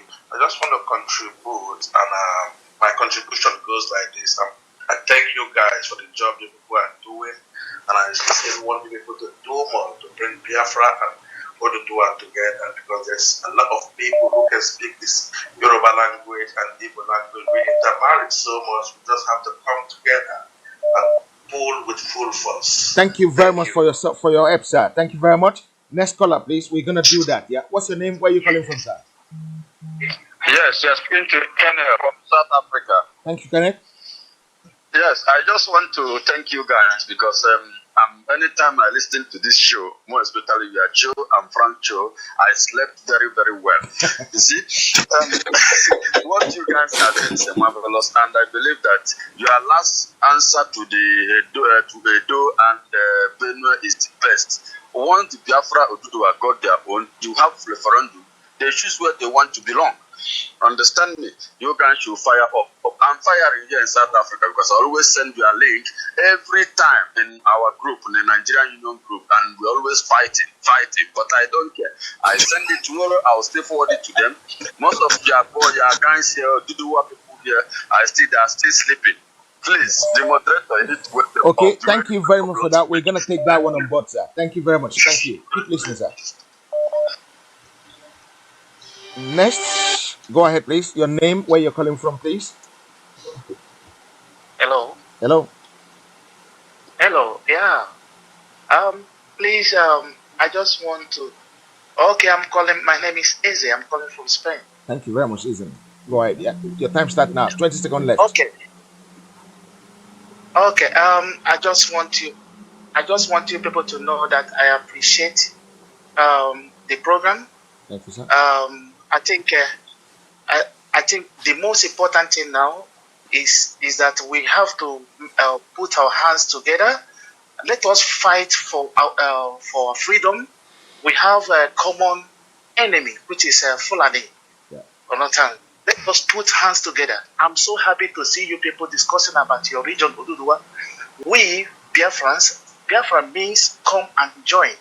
If at all tomorrow, if we decide to be together, that will be a decision that we all will take. But for now, let us form a formidable force to fight our common enemy. Okay? Thank you very much, sir. That's what I would like. Thanks so much. Bye bye, sir. Next caller. Right.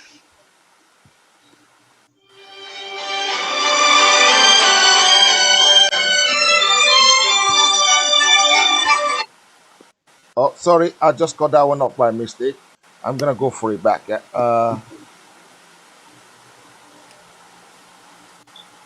Did I have that one or did I cut it off? Thank you for calling back. Thank you very much for that. Go ahead. What's your name? Where are you calling from? Your time start now. Yeah, I'm Henry. I'm calling from Germany. Thank you very much, Henry. Go ahead. Yeah. Please, I want to ask how I want to thank you guys for the programs. What I'm asking is this station we are doing now. How are we pushing it down to Nigeria, to the country, to the Nigeria, to the people in Nigeria, so that we know if as they're supposed to they are welcome to know about these things we are doing, so that they will be able to join up, and they will be able to be enlightened in regards to this. Okay. Before the end of the month, we will have a way for them to listen to what we're doing in Nigeria, and we're gonna be having a podcast arranged very soon. Thank you very much, sir, and everybody will listen more. Thank you for loving it. Please hit the like button, like Frank Bello, like Ayogodimu, like Koki Media, and let us build it together. Thank you very much. Okay, guys, we only got 11 minutes left on the program.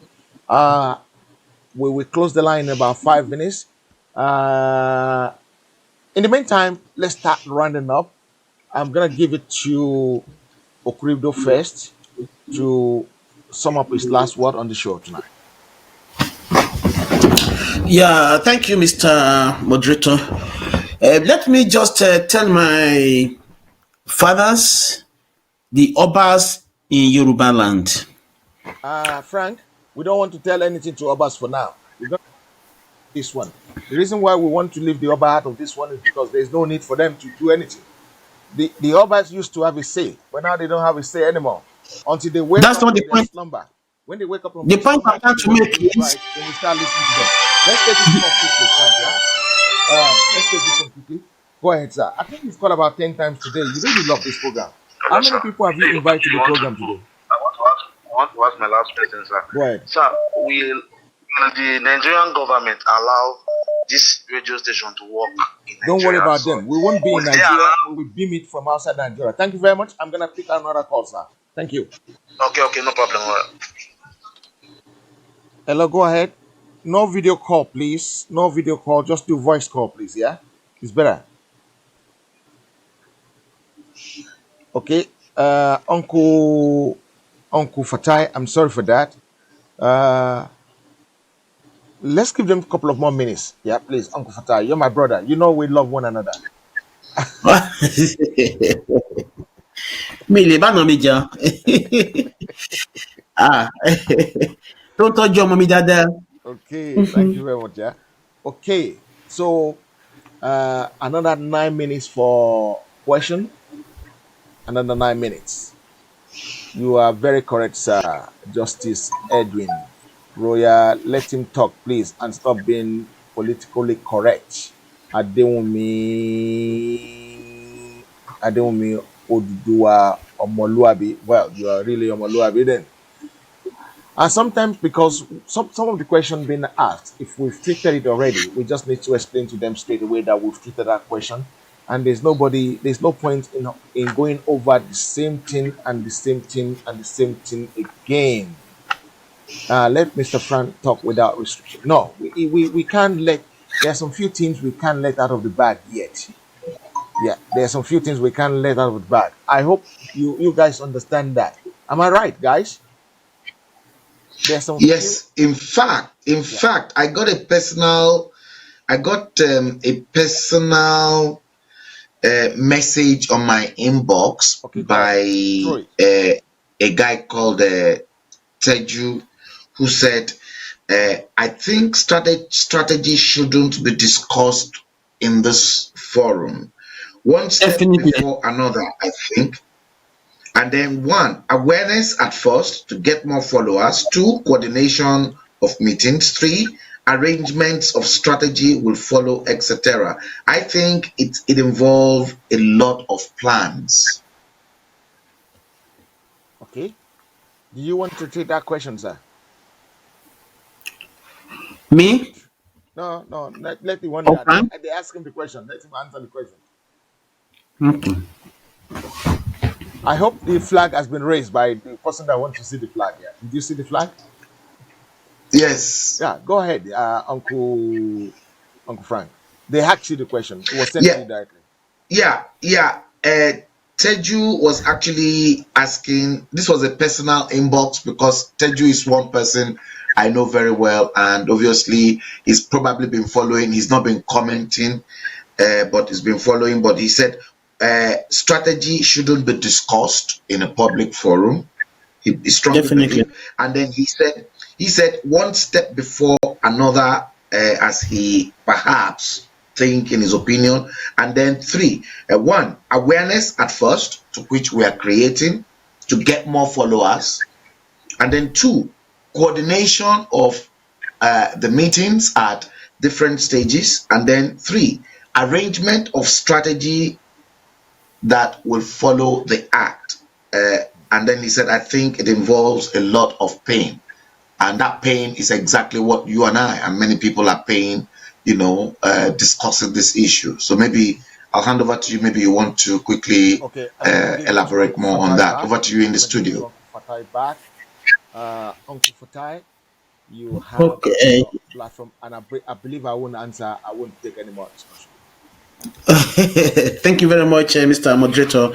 The point I was trying to make earlier on is that even though we understand that politically our obas have been put under the governors, whereas it's got to be the other way around, and that's why everything has been politicized.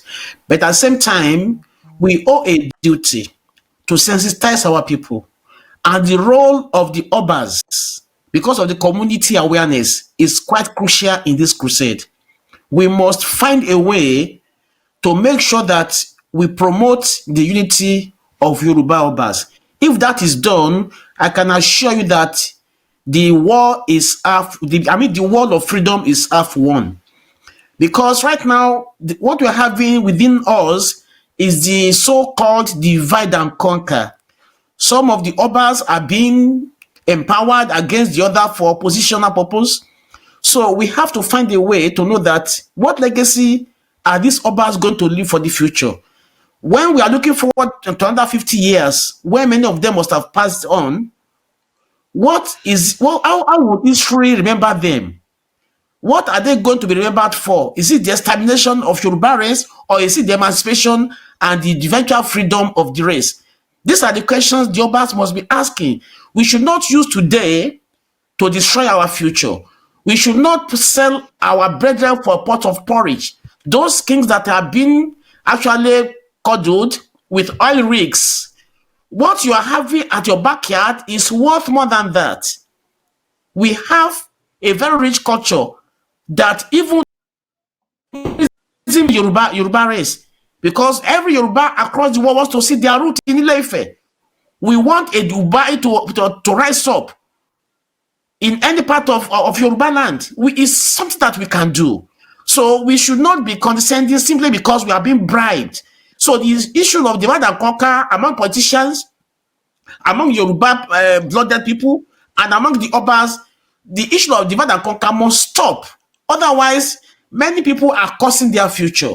And that is just my appeal to all our leaders, both the Obas and politicians. Please let us come back home and think Yoruba race and Yoruba nation and Odua Republic.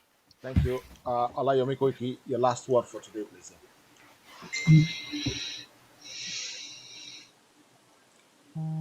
Olayomi Koiki, your last word for the day.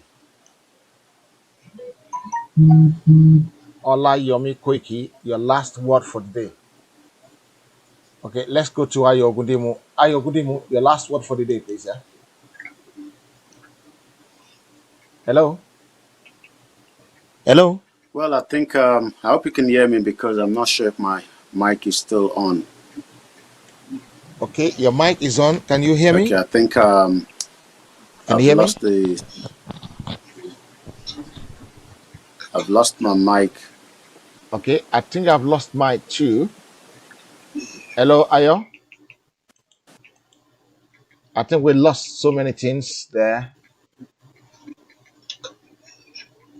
1 second. Let's get this one on. Hello. Okay, listen, gentlemen. I'm afraid nobody can hear me again.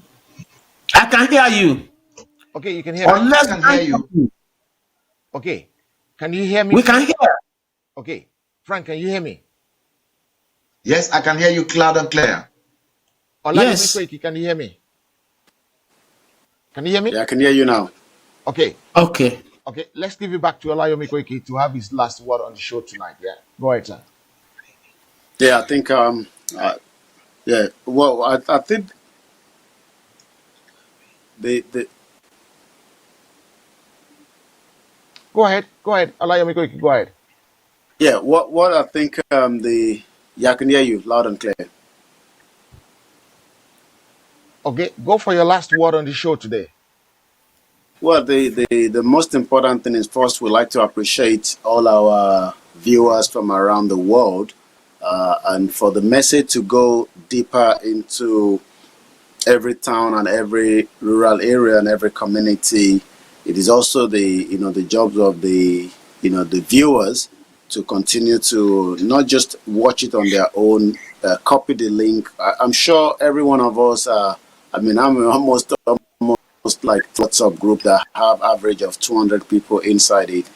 Copy the link and put it in there because the message is not just for us to be here for 3-4 hours. We want to also make sure the message gets to those that needs to listen to it, and let us continue to support each other.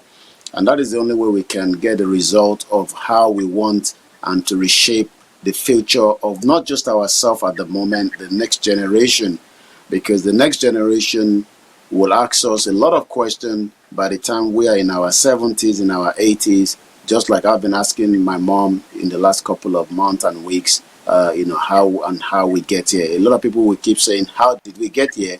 Part of how we get here is what we are, discussing now. And for those that are watching us, is also part of your role to make sure that the message, gets to other people that are not here with us for whatever reason. And that will be something that I think will be my last word tonight. Thank you very much for that. Can I say something? When I said to people that we're gonna have these facilities in Nigeria, that we beam some of our program to Lagos without being in Lagos, without being in the Yoruba land in Nigeria. These things are gonna cost money. So therefore, we've actually set up a GoFundMe account that will deal with that, so that we can have enough money to do that. It is not compulsory that you donate. Only donate if you can afford it. It is not by force. It is not compulsory. It will help the cause if you can, but if you cannot, you need to eat first. You need to send money to your parents first before you think about putting money into this fund. I'm somebody who will not take from people that doesn't have. Please, the GoFundMe meeting, I'm gonna try and pin it now. So if you can donate to it, that would be great. If you can, it would be a good idea. If you cannot, it is not the end of the world. The most important is that we will fight this cause and we will win. I have my policy. I have the way I do things. I don't rob anybody, and I don't want people that doesn't have money to donate to this funding. So the GoFundMe meeting, I'm gonna try and pin it now, so that if you can, please. I'm gonna come off now if that's okay for you back in the studio. Okay, please, yeah. Nice one. All right. Thank you very much, yeah. Bye, everyone. Thank you very much. Thank you very much, Olayo Mikoiki. We really appreciate Bye you. bye. Yeah, please, yeah. Okay. Frank?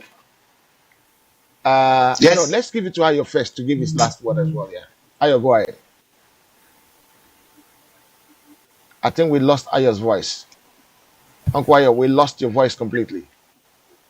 Don't worry, just wave to them and say bye-bye. We can't hear you again. Just wave to them. Thank you very much, yeah? Okay, let's give it to Frank. I can stay here, Frank. Yes. Let's give it to Frank. Yes. Last word, I think Mr. Moderator, yeah. I got just a few moments ago from another avid follower of mine on live stream by the name of Dre, an Igbo man, who said, "Good morning, Frank. Watching the stream.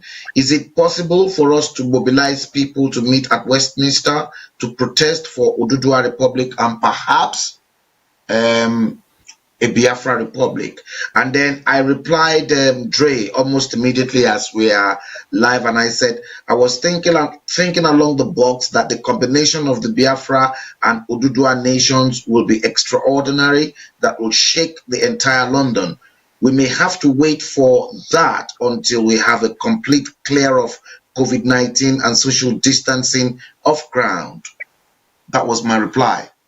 Over to you. And last thing, but I couldn't find it, which is a big shame. So I really thank you guys for staying with us. I really appreciate you guys. Please create awareness of common Yoruba people in Nigeria. Thank you very much for that. Guys, I thank you all the people that stay with us through thick and thin. We really appreciate you. We really thank you. And we want to say God bless you for everything you're doing. I've pinned it now. So please, if you can, share the donation, share the GoFundMe as well, so that we can get there. We need to let people in Nigeria hear about this, and they must hear about it. I want to thank Olayomi Koiki. I want to thank Fambelo. I want to thank my wonderful brother, Fatai Okubido, and I want to seriously thank Ayo Ogundimu, who has always been with us and will continue to be with us. But not the least, you guys, if you're viewing us now, I really, really thank you. I appreciate you from the bottom of my heart. I want to say a very thank you to you guys. Tomorrow is another day. We will make sure we start on time tomorrow, which is 8 o'clock. Please make it a day and join us. Please share the GoFundMe thing. Let's drive this thing and get there. People in Nigeria might not have internet, but there's another way to do it. Good night. Don't have nothing, man. See you again.